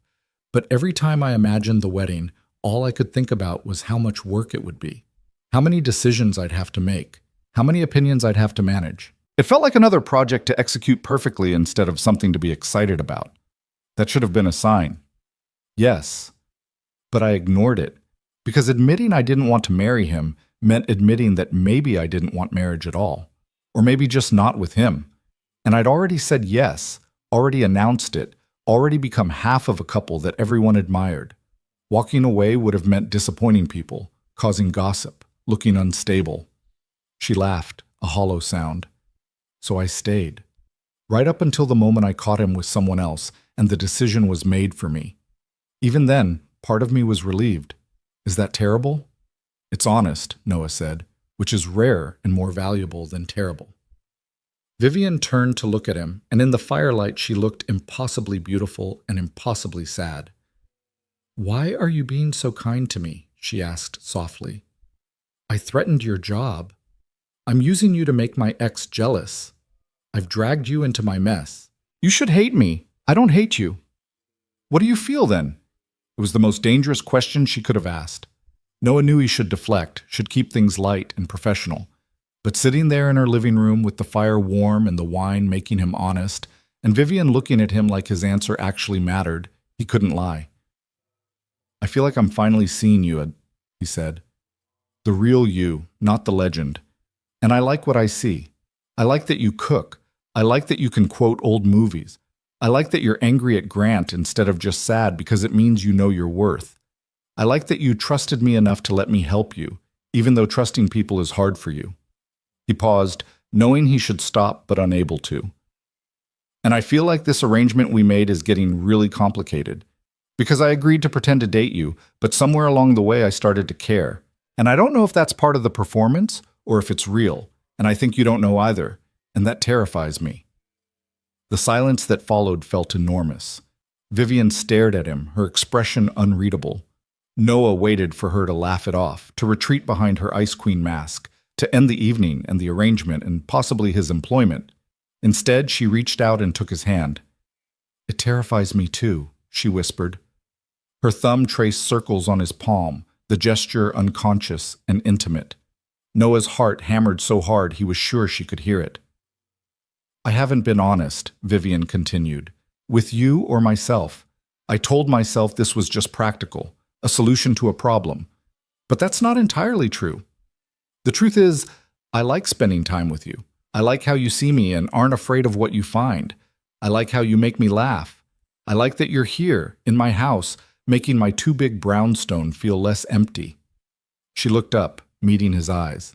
"And that's terrifying because this was supposed to be simple. Pretend for a few weeks, convince Grant I've moved on, end the arrangement. But nothing about this feels simple anymore." "No," Noah agreed. "It doesn't." They sat there, hands linked, the fire crackling, the city humming beyond the windows. Noah was acutely aware of every point of contact between them. Her fingers against his, her knee almost touching his, the scent of her perfume mixing with wood smoke. "What do we do?" Vivian asked. It was the most uncertain Noah had ever heard her sound, like she was asking him to navigate something she couldn't strategy her way through. "I don't know," Noah admitted. "Maybe we just see where this goes? We keep preparing for the gala, we keep spending time together, and we stop trying to label what this is. Let it be what it needs to be." "That's not a plan. That's chaos." "Maybe you need a little chaos." Vivian laughed, the sound breaking the tension. "I really don't. Chaos is my nightmare." "Then maybe you need controlled chaos. Chaos with good intentions." "Is that what you are? My controlled chaos?" "If you want me to be." Vivian squeezed his hand, then released it, creating distance again. But this time it felt less like retreat and more like self-preservation. "It's late," she said. "You should probably go." Noah stood, knowing she was right, but not wanting to leave. "Same time tomorrow?" "Yes, but maybe less wine. We're getting too honest." "Is that bad?" "I don't know yet." Vivian walked him to the door, and they stood in the entryway in a moment that felt suspended. Noah wanted to kiss her, wanted to close the distance between them and find out if her lips tasted like wine and possibility, if the spark he felt was one-sided or mutual. But he didn't. Because rushing this, whatever this was, felt like the surest way to destroy it. "Good night, Vivian," he said instead. "Good night, Noah." He made it 3 steps down her brownstone stairs before she called his name. "Yeah? Thank you. For dinner, for listening, for not making this weird." "It is weird," Noah said, smiling, "but in a good way." Thursday night was easier and harder at the same time. Easier because they'd broken the ice, established that whatever was happening between them was mutual and real. Harder because that knowledge sat between them like a live wire, dangerous and impossible to ignore. They cooked together this time, Vivian teaching Noah how to make proper risotto while they talked about their worst first jobs and most embarrassing moments. They laughed until wine came out of Noah's nose, which made Vivian laugh even harder, which somehow led to them sitting on her kitchen floor at midnight eating gelato straight from the container and debating whether Die Hard was a Christmas movie. "It objectively is," Noah insisted. "It objectively is not. Christmas setting does not equal Christmas movie. By that logic, It's a Wonderful Life isn't a Christmas movie. That's completely different, and you know it." They didn't touch beyond accidental contact, didn't acknowledge the tension that hummed between them, but it was there, constant and undeniable. Friday evening, they finally practiced for the gala. Vivian wore a dress, midnight blue, elegant, stunning, and Noah wore the tuxedo that had been delivered that afternoon. They stood in her living room and practiced walking together, the way Noah should place his hand on her lower back, how close they should stand during conversations. "Closer," Vivian said. "We're supposed to be intimate. This looks like we're polite strangers." Noah stepped closer until he could feel the heat of her body through the thin fabric of her dress. "Better?" "Better." Her voice had gone slightly breathless. They practiced dancing because there would be dancing at the gala. Vivian pulled up a playlist of jazz standards on her phone, and they moved through her living room in a slow waltz that felt more dangerous than any boardroom negotiation Noah had ever witnessed. "You're a good dancer," Vivian murmured, her hand resting on his shoulder. "My mom made me take lessons in high school. I hated it then. I'm grateful now." "Why?" "Because I get to hold you," Noah said honestly. Vivian missed a step, stumbled slightly. Noah caught her, and suddenly they were standing still in the middle of her living room, their faces inches apart, Billie Holiday crooning about love and heartbreak from the speakers. "Noah," Vivian whispered, we need to." "I know." But neither of them moved. The song changed. Something slower, sadder, more intimate. Noah's hand was still at Vivian's waist, hers still on his shoulder. They swayed slightly, not quite dancing, not quite standing still. "At the gala," Vivian said, her voice quiet. "If we dance like this, people will know." "Know what?" "That it's real, that we're not pretending." "Would that be so bad?" Vivian closed her eyes. "Yes. Because when this ends, when it inevitably ends, everyone will know that too. And I can't be the woman who fell for her employee, who let her guard down, who got hurt again. I can't give people that ammunition." "Who says it has to end?" "Everything ends, Noah, especially things that feel this good." The sadness in her voice broke something in Noah's chest. He wanted to argue, to tell her she was wrong, that they could make this work. But he was 27 years old and she was his CEO, and they lived in different worlds. Even if the feeling between them was real, the obstacles were insurmountable. "Then let's not think about endings," Noah said. "Let's just think about tomorrow night. One gala, one performance. We'll figure out the rest later." Vivian opened her eyes, and Noah saw fear there, and hope, and resignation all mixed together. "Okay," she whispered. "One night." She leaned up, and Noah held his breath, certain she was going to kiss him. Instead, she rested her forehead against his, and they stood there breathing the same air, sharing the same impossible moment. "You should go," Vivian said finally. "I should," Noah agreed. But it took them another 5 minutes to actually separate, another 3 for Noah to gather his things, another 2 to say goodbye at the door. Outside, the November night was brutal and cold. Noah walked to the subway with his hands in his pockets and his mind racing. 24 hours until the gala. 24 hours until he and Vivian would walk into a room full of industry elite and pretend their relationship was simple, uncomplicated, just another romance in a city full of them. 24 hours until he'd have to dance with her in public and pretend his heart wasn't breaking with how much he wanted it all to be real. Noah's phone buzzed as he reached the subway entrance. A text from Vivian. "I forgot to tell you, the car picks you up at 7 tomorrow. Don't be late." He started to type back a simple acknowledgement, then deleted it and wrote instead, "I can't wait." 3 dots appeared, disappeared, appeared again. Finally, "Me neither." Noah stood on the street reading those 2 words over and over, trying to decode them, to understand if they meant what he hoped they meant. Then he pocketed his phone and descended into the subway, Saturday night looming ahead like a promise and a threat wrapped into one perfectly formal evening. Whatever happened at the gala, Noah knew one thing with absolute certainty.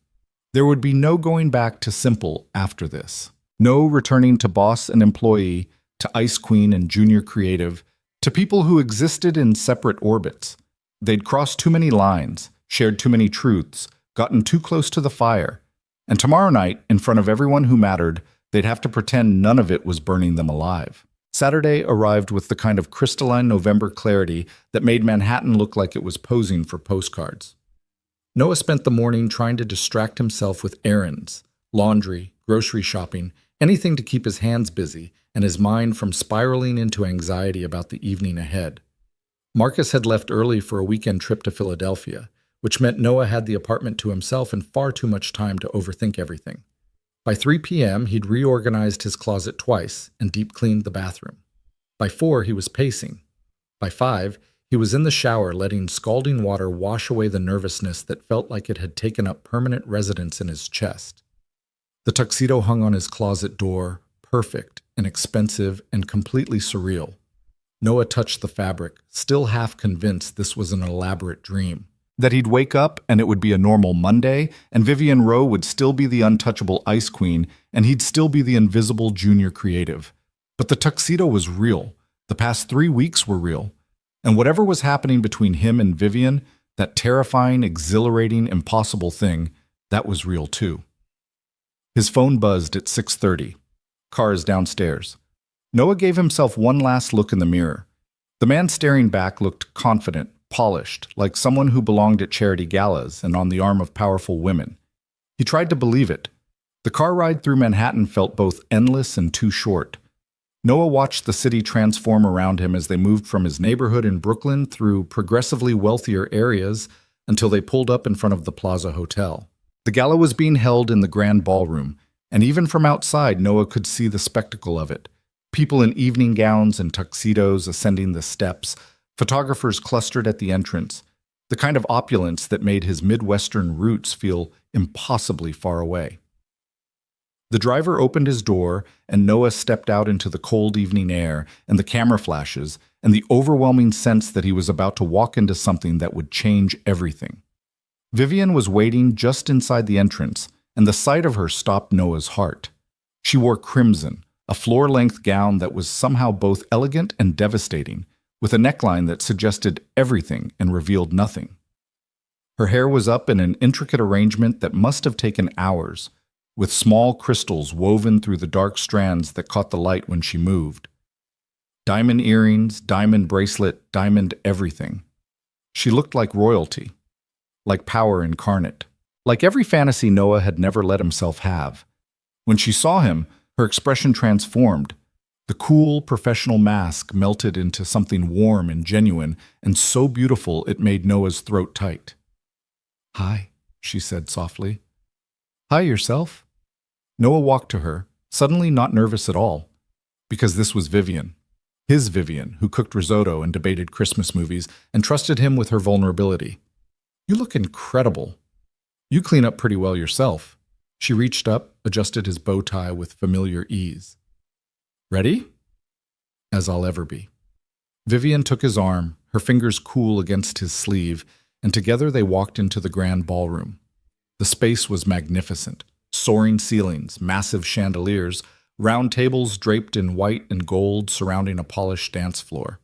Hundreds of people milled about in formal wear, the air thick with expensive perfume and expensive conversation. A string quartet played in one corner while waiters circulated with champagne and hors d'oeuvres that probably cost more than Noah's monthly rent. Every eye turned toward them as they entered. Noah felt the weight of those gazes, curious, assessing, calculating. He heard the whispers start immediately, saw the heads turning to get a better look at Vivian Rowe's mysterious date. But Vivian held her head high, her hand steady on Noah's arm, completely unbothered by the attention.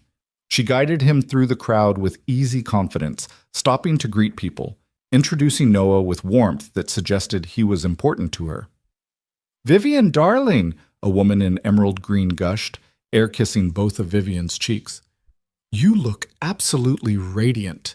And who is this handsome young man?" "This is Noah Carter," Vivian said, and the way she said his name with affection, with pride, made Noah's chest warm. "Noah, this is Patricia Wentworth. She sits on the board of directors for the charity." Noah shook hands, smiled, made appropriate small talk. He fell into the role easily, channeling every lesson Vivian had taught him about navigating these events. Be charming, but not obsequious, intelligent but not pretentious, attentive to Vivian without being clingy. They worked the room together, a perfect team. Vivian would engage in conversation about business or charity initiatives, and Noah would add thoughtful comments or ask perceptive questions. When someone made Vivian laugh, Noah's hand would find the small of her back. When Vivian introduced him, her fingers would lace through his. To anyone watching, they looked like a couple completely in sync, comfortable with each other, happy. And the terrifying truth was, they weren't acting. Around 8:30, they found their assigned table. Vivian had arranged for them to sit with several friendly colleagues from Sterling and Rowe and their partners, a strategic choice that meant allies rather than interrogators. Dinner was served, multiple courses that Noah barely tasted, too aware of Vivian beside him, of her hand occasionally resting on his knee under the table, of the way she'd lean close to whisper commentary about various attendees that made him fight to keep from laughing out loud. "See the man in the terrible toupee by the bar?" she murmured. "That's Richard Hastings. 3 wives, 4 bankruptcies, and somehow still convinced he's the smartest person in every room. The toupee isn't helping his case. No, it is not."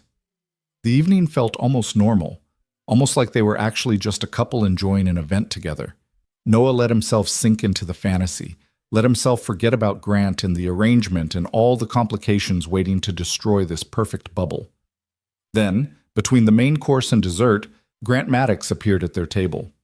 He looked different than he had at the dinner, sharper somehow, more predatory. He wore his tuxedo-like armor, and his smile was all calculated charm and underlying cruelty. The woman on his arm tonight was a brunette, younger than his previous dates, looking uncomfortable in a dress that was slightly too tight. "Vivian," Grant said, his voice carrying across the table. "What a coincidence. We keep running into each other." Vivian's hand tightened on Noah's leg, but her expression remained serene. "Not much of a coincidence at an industry event, Grant." "Hello, Madison," she addressed Grant's date with genuine warmth. "That color is lovely on you." The kindness in Vivian's voice, addressing the girl who was clearly just another of Grant's props, made Noah love her a little bit more. Grant's smile tightened. "I don't believe we've been properly introduced," he said, turning his attention to Noah. "Grant Maddox. And you're the junior creative, correct? I remember from the dinner." The dismissal in his tone was deliberate. Junior creative. Not boyfriend, not partner, not even Noah. Just a job title meant to minimize. Noah stood, meeting Grant's gaze with steady confidence. "Noah Carter. And yes, I work at Sterling and Rowe, among other things." He let the implication hang, making it clear that his relationship with Vivian transcended professional boundaries. Grant's eyes narrowed. "How convenient. Dating the boss. That must be quite the career boost." "Grant," Vivian said sharply, ice creeping into her voice. "What? I'm just making an observation. It's an unusual dynamic, you have to admit. The CEO and the junior employee. People might wonder about the power imbalance, about motivations." The insult was carefully crafted, questioning Noah's integrity while implying Vivian was either abusing her power or being taken advantage of. The rest of the table had gone silent, watching the confrontation with varying degrees of discomfort and fascination. Noah felt anger rising in his chest, but Vivian's hand squeezed his leg once, a warning, a request. "Don't engage, don't give him what he wants."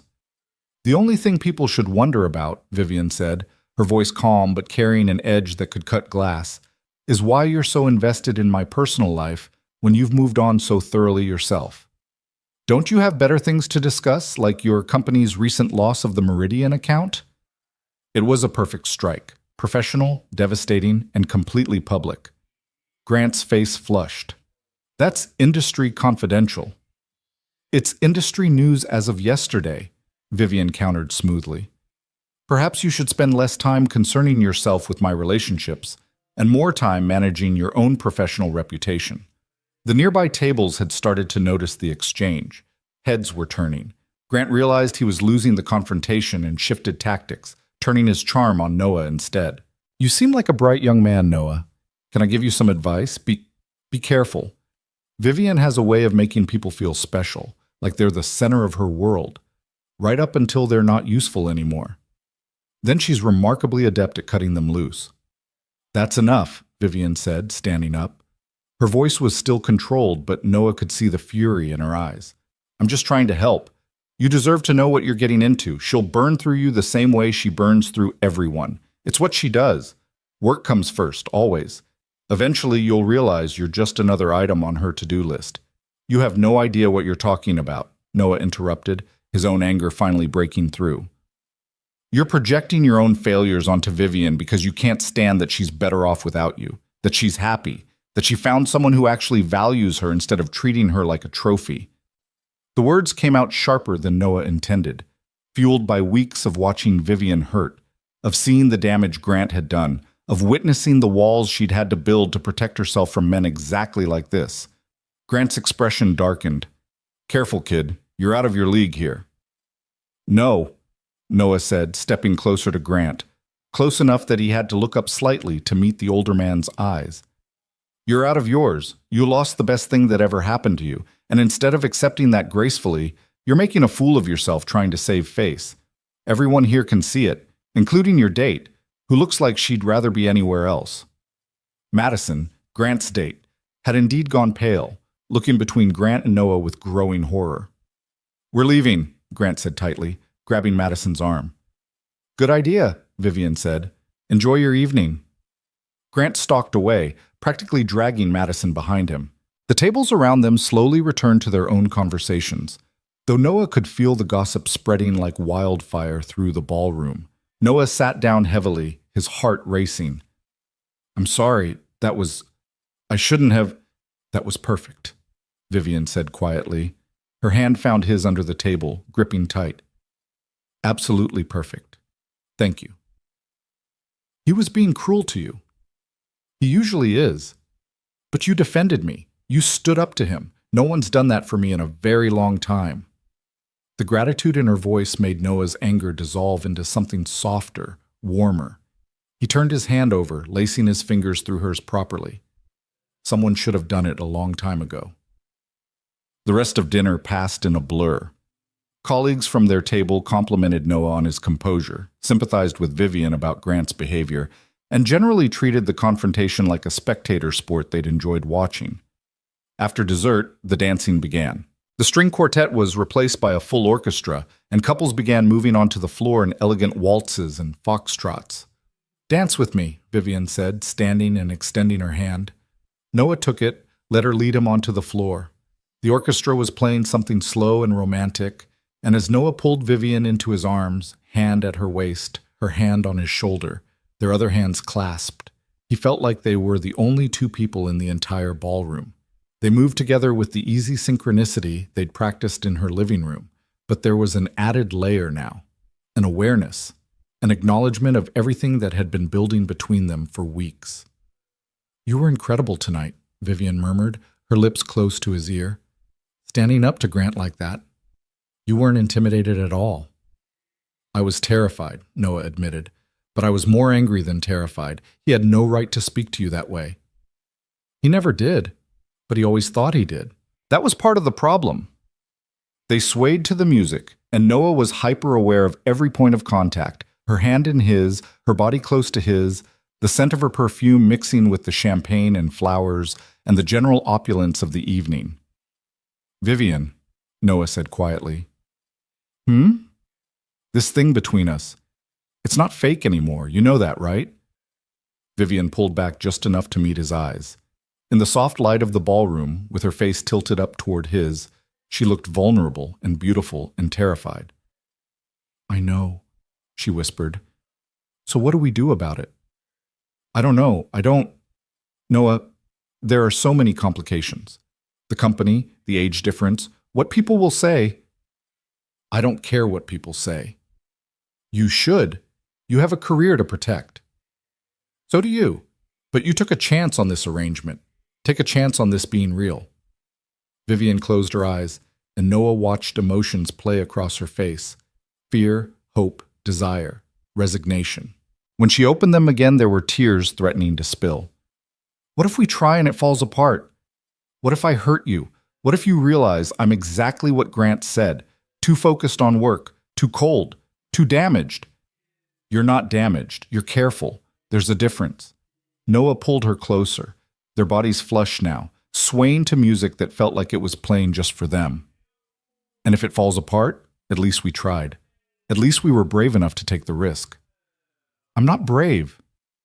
You're the bravest person I know. Vivian laughed, but it came out choked. You barely know me. I know enough. I know you cook when you're stressed. I know you quote old movies when you think no one's paying attention. I know you run 5 miles every morning because it's the only time your brain quiets down. I know you're terrified of being vulnerable, but you let me in anyway. I know you're brilliant and fierce and kind even when you pretend not to be. Noah, I know I'm falling for you, Noah finished quietly. And I think you're falling for me too. And that terrifies both of us. But maybe that's okay. Maybe being terrified means it matters. The song was ending. Around them, couples were applauding the orchestra, preparing for the next dance. But Vivian and Noah stood still in the middle of the floor, locked in their own world. Come home with me tonight, Vivian said suddenly. Not just to talk, to figure this out. I don't want to do this here, in front of everyone. I need to be somewhere private, somewhere real. Noah's heart hammered. Okay. They made their excuses to their table mates, citing an early morning commitment. No one questioned it. They probably assumed the young couple was eager to be alone for entirely different reasons, which Noah supposed wasn't entirely wrong. The car ride to Brooklyn Heights was silent but charged. Vivian's hand stayed clasped in Noah's the entire time, like she was afraid if she let go, the spell would break. Noah traced patterns on her palm with his thumb, a soothing gesture that seemed to calm them both. Inside Vivian's brownstone, she kicked off her heels immediately, the formal facade cracking. She poured them both wine with shaking hands, then stood in her living room looking lost in her own house. I don't know how to do this, she admitted. I don't know how to let someone in. The last time I did, it destroyed me. Noah set down his wine, walked to her, took her face gently in his hands. I'm not Grant. I'm not going to hurt you like that. You can't promise that. You're right. I can't.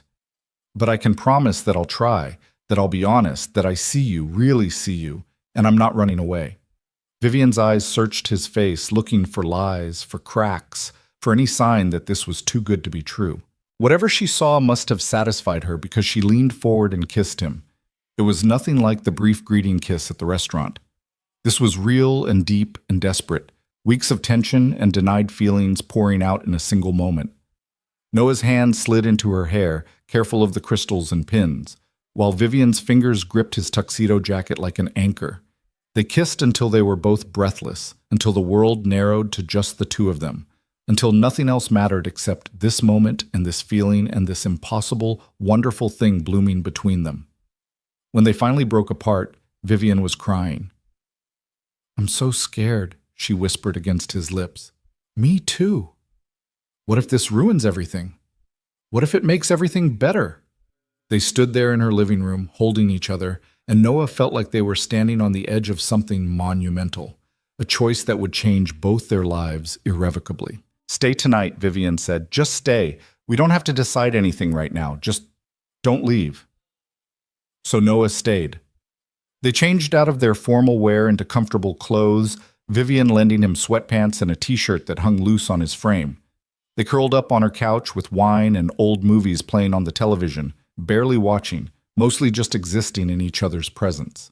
Somewhere around 3 a.m., they fell asleep tangled together, Vivian's head on Noah's chest, his arms around her, both of them peaceful in a way neither had been in weeks. Noah woke to sunlight streaming through unfamiliar windows and the smell of coffee. He sat up, disoriented, taking in Vivian's living room in daylight. The throw blanket someone, Vivian probably, had draped over him during the night, the 2 empty wine glasses on the coffee table, the suit jacket and crimson gown draped over the chair like evidence of the night before. Good morning, Vivian said from the doorway.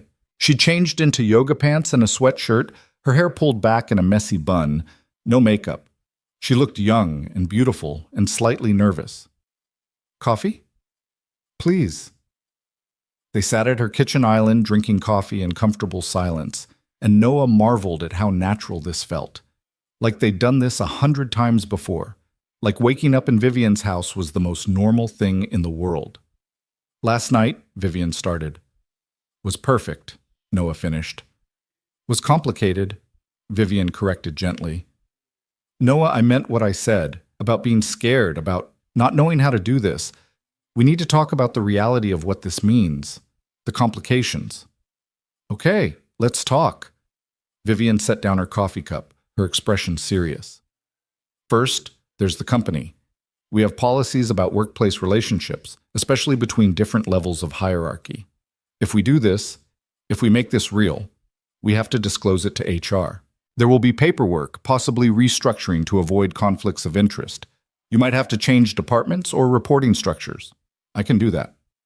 Second, there's the optics. People will talk. Some will say you're using me for career advancement. Some will say I'm having a midlife crisis. Some will call it inappropriate regardless of what the policy says.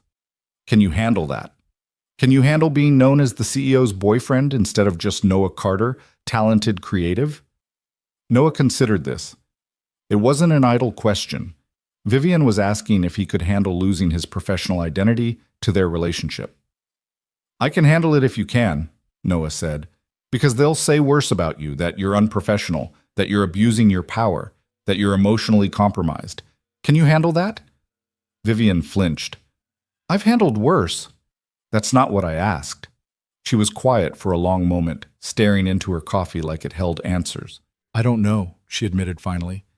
I've spent 20 years building my reputation, being taken seriously in an industry that wanted to sideline me, proving I deserved every success. If we do this, some people will use it to discredit everything I've accomplished.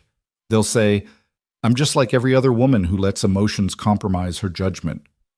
But some people will always find reasons to discredit successful women, Noah pointed out.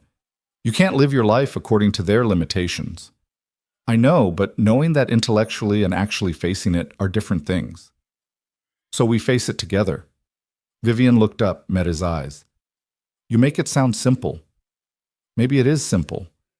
Maybe we're overcomplicating it because we're both terrified of getting hurt. I am terrified of getting hurt. Me too, but I'm more terrified of walking away from this because it's complicated. Of spending the rest of my life wondering what could have been if we'd just been brave enough to try. Vivian smiled, but it was sad around the edges. When did you get so wise? I'm not wise. I'm just stupidly in love with you and willing to fight for it. The words hung in the air between them. Noah hadn't meant to say it, not like that, not so soon, but now it was out there, honest and raw and impossible to take back. Vivian's eyes widened. Noah, I know it's fast. I know we've only known each other like this for a few weeks, but I can't pretend anymore. I love you, Vivian, the real you, not the ice queen or the CEO or the legend, the woman who dances in her living room and cries at old movies and makes the best risotto I've ever tasted. That's who I'm in love with. Vivian stood up abruptly, walked to the window, her back to Noah. He watched her shoulders rise and fall with deep breaths, watched her arms wrap around herself like she was holding herself together. I can't say it back, she said quietly. Not yet. Not because I don't feel it, but because I'm terrified that if I say it, it becomes real. And real things can be destroyed. Real things can hurt you. They can also make you happy. For how long? Until you realize what everyone else knows, that I'm difficult and demanding and married to my work? Until you get tired of coming second to my career, until you meet someone your own age who doesn't have all my baggage? Noah stood, walked to her, turned her to face him. Stop borrowing trouble from the future. Stop assuming the worst because one person treated you badly. I'm not Grant. I'm not going to get bored or resentful or cheat. I'm just going to love you if you'll let me. Tears spilled down Vivian's cheeks. I want to let you. I want to believe this can work. But I'm so scared, Noah. I'm so scared of losing myself in this, of losing you, of losing everything if it all falls apart. Then we'll be scared together, but we'll also be happy together. We'll figure it out as we go. Vivian kissed him then, desperate and grateful and terrified all at once. When they broke apart, she rested her forehead against his. Okay, she whispered. Okay. We try. We make this real. We face whatever comes together. Relief flooded through Noah's chest. Yeah? Yeah.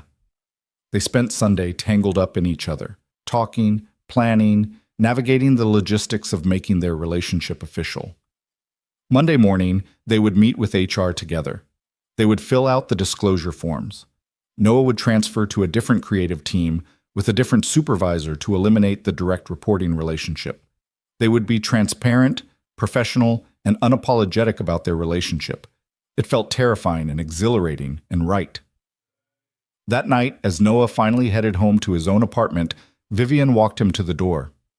"Thank you," she said, "for being patient with me, for not giving up when I was difficult.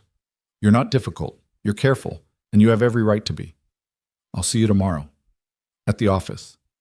"At the office," Noah confirmed, then quieter. "I love you." Vivian's breath caught. She kissed him softly, then pulled back with tears in her eyes. "I'm getting there," she whispered. "I promise, I'm getting there." It was enough. For now, it was enough. Noah walked home through Brooklyn with his hands in his pockets and hope blooming warm in his chest. They were going to try. They were going to make this real. They were going to face whatever complications came their way together. He had no idea that the complications were about to become catastrophic. Monday morning, Noah arrived at Sterling and Rowe early, nervous but determined. He and Vivian had agreed to meet with HR at 9 a.m. The disclosure, the restructuring, it would all be official by lunchtime. But when Noah got to his desk, he found Marcus waiting for him with a laptop and an expression that made Noah's stomach drop. "We need to talk," Marcus said grimly, "and you're not going to like it." On the screen was an email, anonymous, sent to the entire company board of directors. And attached to it were photos from the gala, photos of Noah and Vivian dancing, photos of them holding hands, photos of them kissing outside the plaza. And the email subject line read, "Inappropriate relationship between CEO and subordinate employee. Investigation required." Noah felt the bottom drop out of his world. Someone had been watching them. Someone had documented their relationship, and someone had just weaponized it against them both.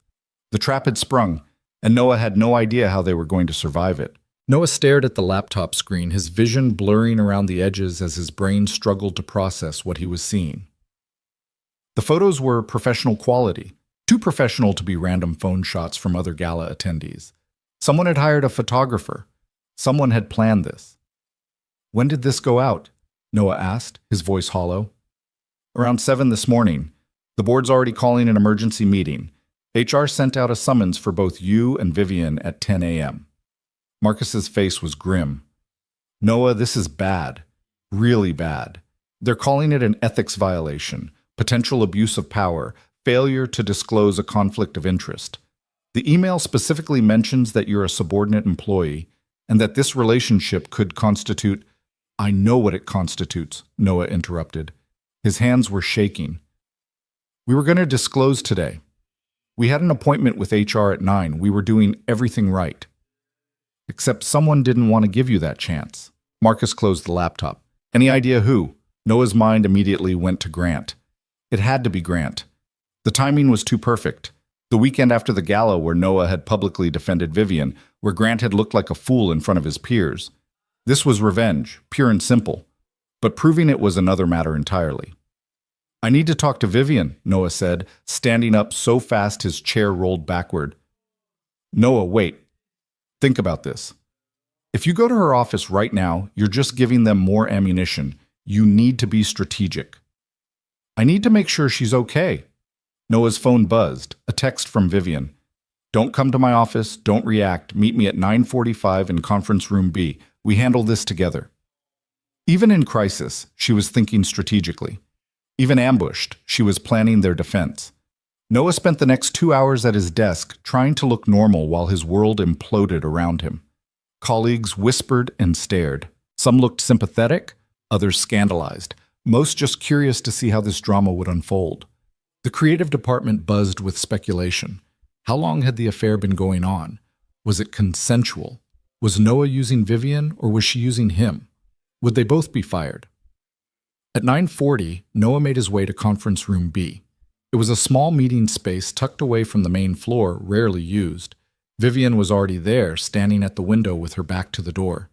She'd dressed for battle, a black suit that looked like armor, her hair in its most severe bun, heels that added 3 inches to her height. But when she turned and saw Noah, her mask cracked. "Are you okay?" she asked immediately, crossing to him. "Am I okay? Vivian, you're the one who's—" "This email went to the board. Your board. They're going to crucify you for this." They're going to try. Vivian's jaw set. But I didn't build this company from nothing by rolling over when threatened. Sit down. We need to prepare. They sat across from each other at the small conference table, and Vivian pulled out a legal pad covered in her neat handwriting. She'd clearly been up for hours, planning. The photos were taken by a professional, she said without preamble.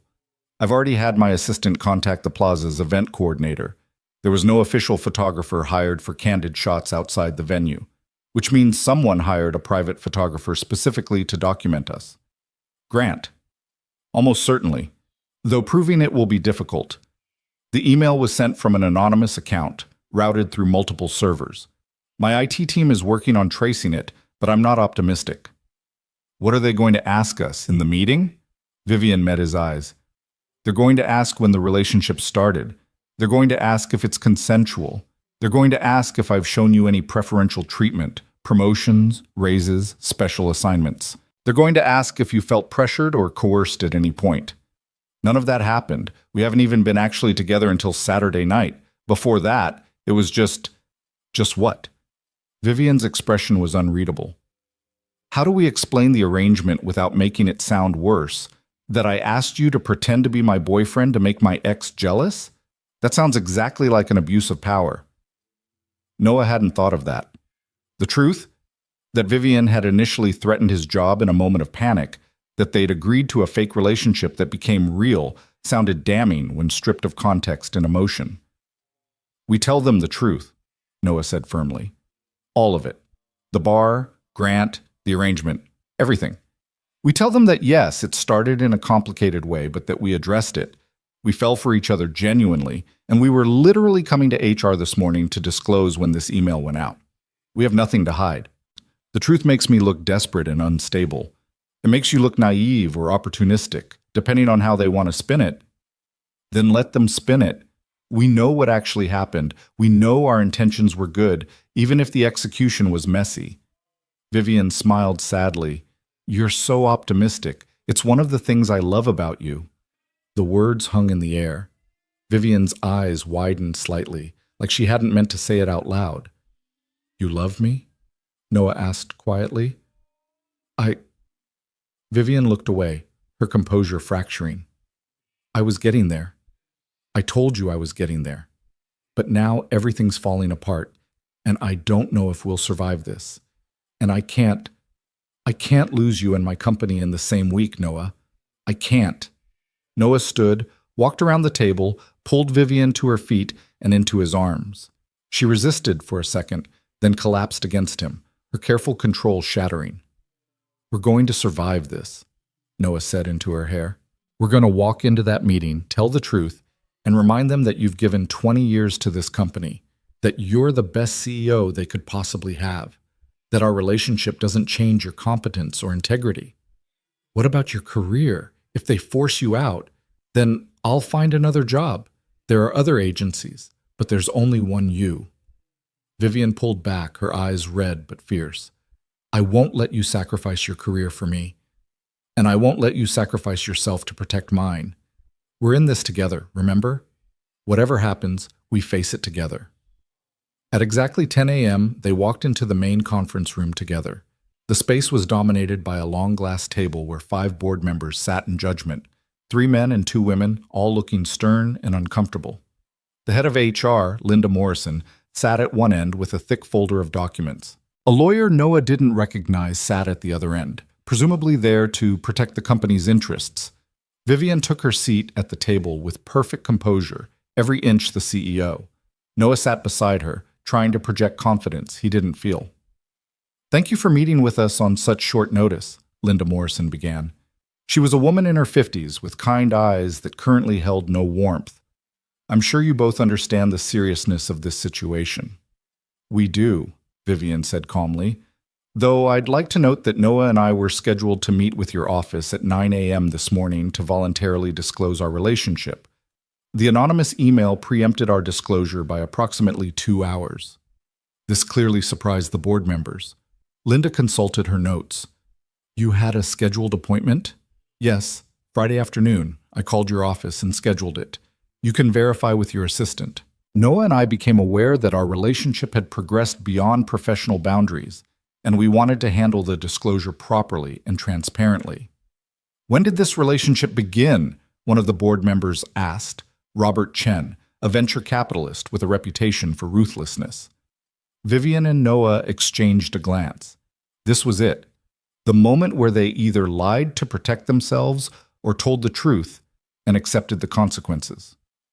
That's complicated, Vivian said. The full truth is complicated and in some ways unflattering to me. But I'm going to tell you anyway because transparency is more important than my pride. She proceeded to lay out everything, the bar, Grant's harassment, her moment of panic when she'd grabbed Noah and said words she regretted, the fake dating arrangement they'd made to help Vivian navigate social situations where Grant would be present, the gradual evolution from performance to genuine feeling, the decision this weekend to make the relationship real, their plan to disclose this morning. Noah watched the board members' faces as Vivian spoke. Some looked skeptical, others sympathetic. Robert Chen's expression remained unreadable. So you're saying, Chen said when Vivian finished, that you threatened Mr. Carter's employment to coerce him into pretending to be your boyfriend? In a moment of panic and poor judgment, yes. I apologized immediately and offered him multiple opportunities to withdraw from the arrangement without consequences. He chose to help me of his own volition. Mr. Carter, Linda Morrison turned to Noah. Is that accurate?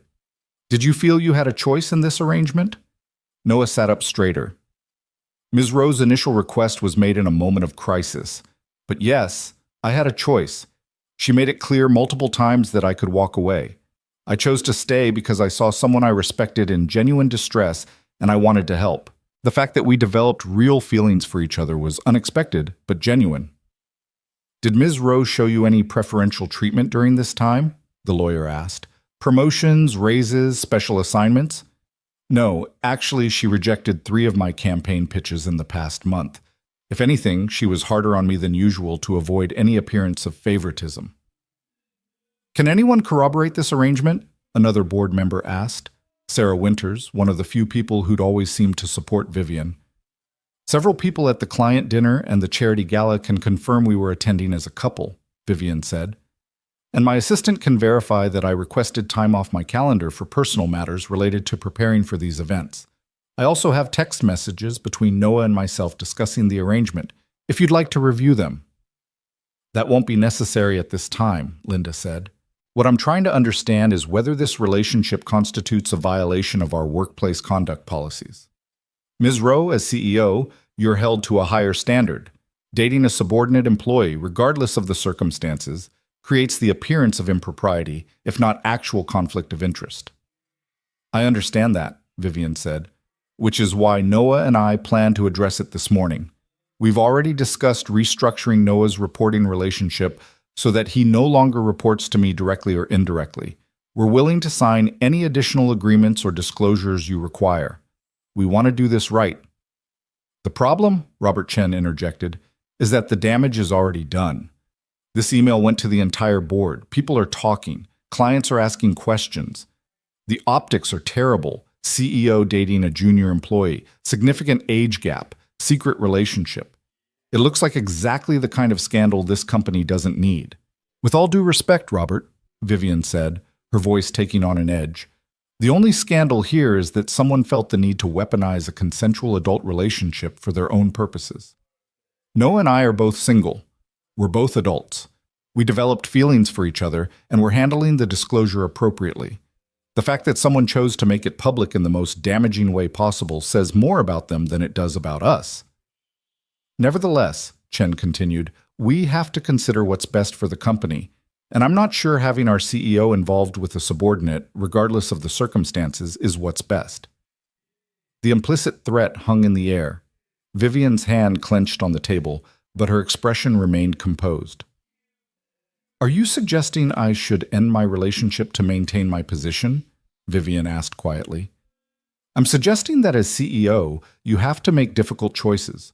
Your personal life affects the company whether you want it to or not. That's not fair, Noah interjected, unable to stay quiet. You're asking her to choose between her personal happiness and her professional success. Would you ask the same of a male CEO? Because I noticed that when David Hartford was dating his assistant 3 years ago, this board didn't say a word. When Marcus Klein married someone 20 years younger who used to work in his department, there was no investigation. But Vivian dates someone and suddenly it's a scandal that requires intervention? The room went silent. Linda Morrison looked uncomfortable. Sarah Winters looked impressed. Robert Chen looked furious. "Mr. Carter, you're out of line," Chen said. "Am I? Or am I just pointing out a double standard that everyone else is too polite to mention?" Noah turned to address the full board. "I understand you have to consider what's best for the company, but what's best for this company is keeping the brilliant, dedicated CEO who's grown it by 40% in 5 years, who's brought in major clients, who's built an incredible reputation, who's made this one of the most respected agencies in New York. Vivian Rowe's personal life doesn't diminish any of that." "It does if it makes her look unprofessional," Chen countered. "Then the problem isn't her relationship. The problem is a business culture that judges women more harshly than men for the same behavior. And maybe that's what we should be investigating." Vivian's hand found Noah's under the table, squeezing hard. A warning or gratitude, he couldn't tell. "I appreciate Mr. Carter's defense," Sarah Winters said, speaking up for the first time. "And I tend to agree with him. Vivian has been an exemplary CEO. One relationship, properly disclosed and managed, shouldn't overshadow years of excellent leadership. However, we do need to address the perception issue. The anonymous email called for an investigation. If we don't respond appropriately, it looks like we're protecting Vivian because she's CEO." "So what do you suggest?" Vivian asked. Sarah considered. "Full transparency. We issue a statement acknowledging that you and Mr. Carter are in a relationship, that it's been properly disclosed to HR, and that appropriate measures have been taken to prevent any conflict of interest. We make it boring, procedural, exactly what policy requires. We take the scandal out of it by treating it as routine." "And if that's not enough?" Linda asked. "If clients or employees push back?" "Then we deal with it as it comes, but I don't think we should make preemptive sacrifices based on hypothetical objections." Robert Chen shook his head. "I disagree. I think this is a liability. I think Ms. Rowe should take a leave of absence while we conduct a full review of her conduct and decide the best path forward." "Absolutely not," Sarah said firmly. "Vivian has done nothing wrong. Taking a leave of absence implies guilt and instability. It's exactly the wrong message to send." The board members began arguing among themselves, their voices rising. Vivian sat perfectly still, watching her professional fate being debated like a business decision, which Noah supposed it was. Finally, Linda Morrison held up a hand for silence. "I think we need to vote," she said.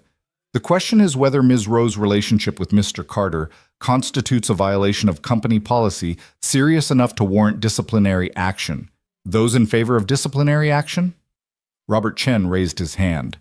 One other board member, an older man Noah didn't know, raised his as well. "Those opposed?" Sarah Winters and the other female board member raised their hands immediately. The fifth member, a younger man who'd been silent throughout, hesitated, then raised his hand as well. 3-2. Against disciplinary action. Noah felt relief flood through him, but it was short-lived. "However," Linda continued, "there is the matter of restructuring Mr. Carter's position to eliminate the conflict of interest. We'll need to expedite that process, and both of you will need to sign relationship disclosure forms and agree to additional oversight for the next 6 months to ensure there's no favoritism or inappropriate conduct." "We'll sign whatever you need," Vivian said. "And Mr. Carter, effective immediately, you'll report to David Hutchins in the strategy department rather than through the creative team. Your salary and title remain unchanged, but your direct supervisor can no longer have any connection to Ms. Rowe's chain of command." "Understood," Noah said. The meeting continued for another 30 minutes, covering logistics and paperwork and policies. Throughout it all, Vivian remained composed, professional, the perfect CEO. But Noah could see the toll it was taking, the slight tremor in her hands when she signed the disclosure forms, the tightness around her eyes, the way she held herself too rigidly, like if she relaxed even slightly, she might shatter. Finally, they were dismissed. As they stood to leave, Sarah Winters caught Vivian's arm. For what it's worth, she said quietly, I think you handled this with grace, and I think you deserve to be happy. Thank you, Sarah, Vivian said, her voice rough with suppressed emotion. They walked out of the conference room together into a hallway where dozens of eyes tracked their movement. The news had spread throughout the office. Everyone knew about the meeting. Everyone was watching to see what would happen. Vivian held her head high, her hand briefly touching Noah's arm in a gesture that was both intimate and defiant. Let them look. Let them judge. They'd survived. Your office or mine? Noah asked quietly as they reached the elevator. Neither. We're leaving. What? I'm taking the rest of the day off. We both are. I can't be here right now, pretending everything's normal. I can't face the whispers and the stares. I need... Her voice cracked slightly. I need to not be the CEO for a few hours. They left the building through the parking garage to avoid the main lobby's curious stares. Vivian's car, a sleek black sedan she rarely drove herself, was waiting. She got behind the wheel and Noah slid into the passenger seat. Where are we going? He asked. Somewhere real, Vivian said, and pulled out into traffic. They drove north out of Manhattan, crossing the George Washington Bridge into upstate New York. Vivian didn't speak, focused entirely on driving, her hands white-knuckled on the wheel. Noah didn't push her. He just watched the city fall away, replaced by trees and hills and the kind of open space that felt impossible after weeks of Manhattan's claustrophobic intensity. 2 hours later, they pulled up to a small cabin nestled in the Catskills. It was beautiful in a rustic way, wood-sided, with a wraparound porch and windows looking out on a lake that reflected the late autumn sky. This is yours? Noah asked. I bought it 5 years ago, thinking Grant and I would use it for weekends. We came here twice. After we broke up, I couldn't bring myself to sell it, but I couldn't bring myself to visit either. It's just been sitting here, empty. She unlocked the door and they stepped into a space that was somehow both abandoned and welcoming. Dust covers over the furniture, but underneath Noah could see comfortable couches and a fireplace and bookshelves stuffed with novels. A kitchen that looked well used despite the years of neglect.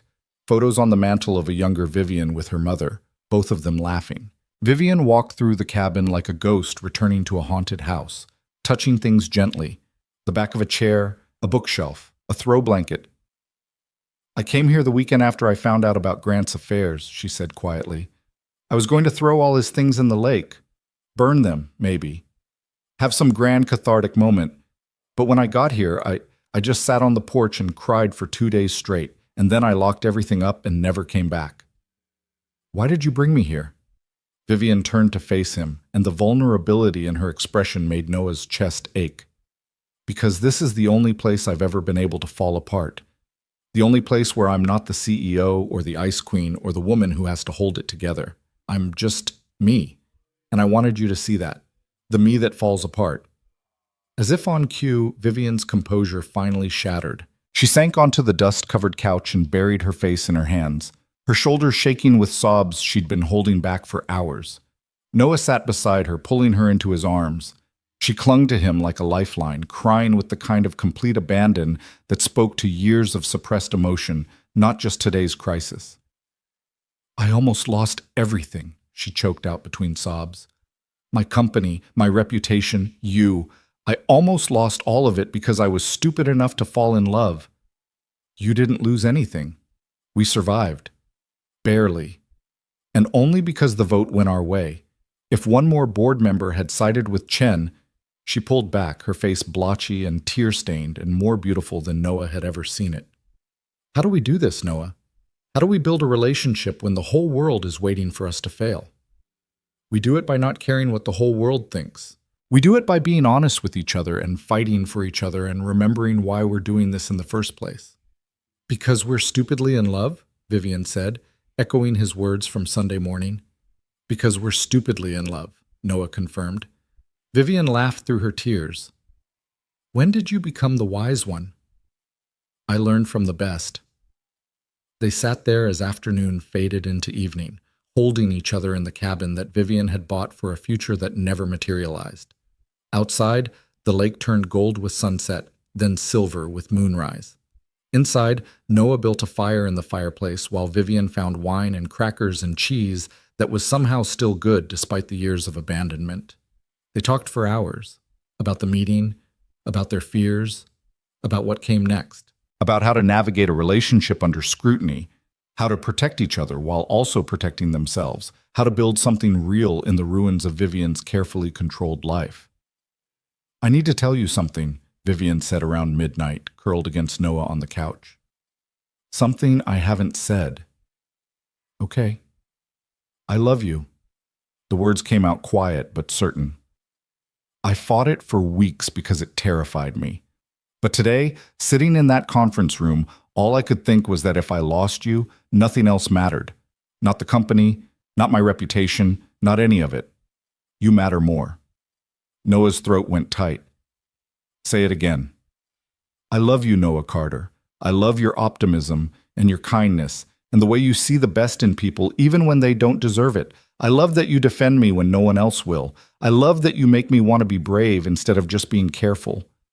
I love you." Noah kissed her, deep and slow and full of promise. When they broke apart, both of them were crying. "I love you too," he whispered against her lips. "I'm going to keep loving you through every board meeting and every complication and every moment when you're terrified. I'm not going anywhere. Even though I'm difficult and demanding and married to my work, even though. Because you're also brilliant and fierce and brave enough to choose happiness even when it's risky. That's the woman I love." They spent the night at the cabin, wrapped up in each other and old blankets, talking and kissing and making promises about a future that felt both uncertain and inevitable. When morning came, they drove back to the city together, hands linked across the center console, ready to face whatever came next. The next few weeks were a strange adjustment.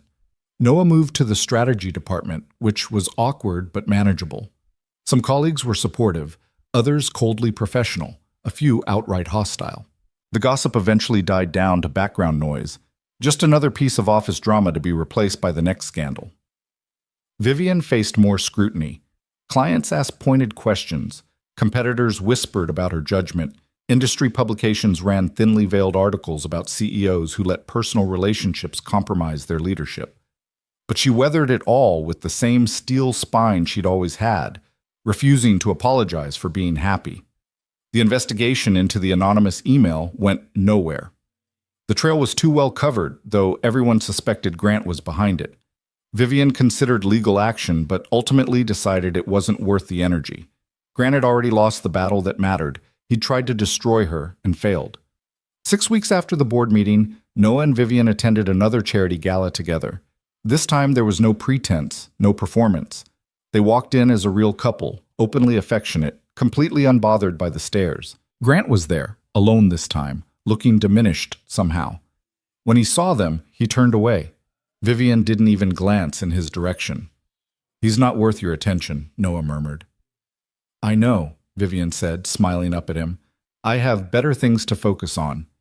They danced under the chandeliers, and this time Vivian looked nothing but happy. Free from fear, from pretense, from the weight of other people's expectations. "Thank you," she said as they swayed to the music. "For what?" "For being brave when I couldn't be. For fighting for us. For loving me even when it was complicated." "It's still complicated," Noah pointed out. "Yes, but it's also real and worth it." 3 months later, on a Friday evening in February, Noah found himself back at the Crown and Anchor, the bar where this whole impossible story had started. But this time, Vivian was there by choice, not by panic. She sat at the bar in jeans and a sweater, her hair down, looking relaxed and happy, and nothing like the terrified woman who'd grabbed his wrist that night in November. "Remember this place?" Noah asked, sliding onto the stool beside her. "How could I forget? This is where I threatened to fire you if you didn't take me home." Worst pickup line ever. "It worked, didn't it?" Noah laughed, flagging down the bartender for drinks. Around them, the Friday night crowd buzzed with their own dramas and romances and disasters. But Noah and Vivian existed in their own bubble, comfortable and content. "I have something to tell you," Vivian said, her fingers playing with the stem of her wine glass. "Should I be worried?" "That depends on how you feel about permanence." Noah's heart skipped. "What kind of permanence?" Vivian reached into her bag and pulled out a small velvet box. Noah's eyes widened. Vivian, wait, it's not what you think. Not exactly. She opened the box to reveal two simple matching bands, white gold, elegant, understated. I'm not proposing, not yet, not until we're both ready. But I wanted you to know that I'm thinking about it, that I can imagine a future where this, she gestured between them, is permanent, where we stop worrying about what everyone else thinks and just commit to each other completely. Noah took one of the rings, studying it in the dim bar light. These are beautiful. They're a promise that I'm all in, that I'm not running away when things get hard, that you're not just a chapter in my story, you're the rest of it, if you want to be. Noah slipped the ring onto his finger. It fit perfectly, like it had been made for him, which, knowing Vivian, it probably had been. I want to be, he said quietly. I want all of it. The complications and the board meetings and the gossip. I want the cabin in the Catskills and Sunday mornings making risotto. I want your brilliant mind and your terrible jokes and the way you fall asleep during old movies, even though you love them. I want all of it. Vivian's eyes glistened. Even though I'm still learning how to be vulnerable, even though I still have nightmares about losing you, even though we'll learn together. She kissed him there in the bar, right where their story had started, surrounded by strangers who had no idea they were witnessing the full circle of something that had begun in panic and fear and evolved into something real and lasting and brave. When they pulled apart, Vivian was wearing the matching ring. They held up their hands, the bands catching the light, a promise to each other that needed no witnesses or official declarations, just two people who'd been brave enough to risk everything for something real. Take me home, Vivian said, echoing those first desperate words from months ago. But this time there was no threat, no desperation, no fear, just love and choice, and the certainty that whatever came next, they'd face it together. Always, Noah said. They walked out of the Crown and Anchor hand in hand, two people who'd survived scandal and scrutiny and their own fears to build something neither of them had believed possible. The November night had turned into a February evening, cold but promising spring. Manhattan glittered around them, indifferent as always to human drama, already moving on to the next story. But Noah and Vivian had found their ending, and their beginning. Not perfect, not simple, but absolutely, completely real. And in a city built on facades and performances and carefully curated images that made it rare and precious and worth every risk they'd taken to find it, the Ice Queen had melted. The junior creative had found his voice, and together they'd proven that sometimes the most complicated beginnings lead to the most beautiful endings. Sometimes all it takes is one person brave enough to say, "Take me home," and another brave enough to answer, "Always." Sometimes love is messy and scandalous and complicated and absolutely worth fighting for. And sometimes, in the middle of Manhattan's endless chaos, two people find exactly what they needed in the last place they expected to look, in each other. That night they went home to Vivian's brownstone, to the life they were building together one brave choice at a time. And as they stood in her kitchen cooking dinner side by side, laughing about something ridiculous, the matching rings on their fingers catching the light, Noah realized that this was what happiness looked like. Not the absence of complications or fear or challenge, but the presence of someone who made facing all of it worthwhile. Someone who chose you. Every day. Even when it was hard. Especially when it was hard. And that, Noah thought as Vivian smiled at him over her wine glass, her eyes full of love and promise and hope for all the tomorrows they'd face together, was the best ending of all. Not an ending at all, really. Just a beginning that they'd been brave enough to fight for.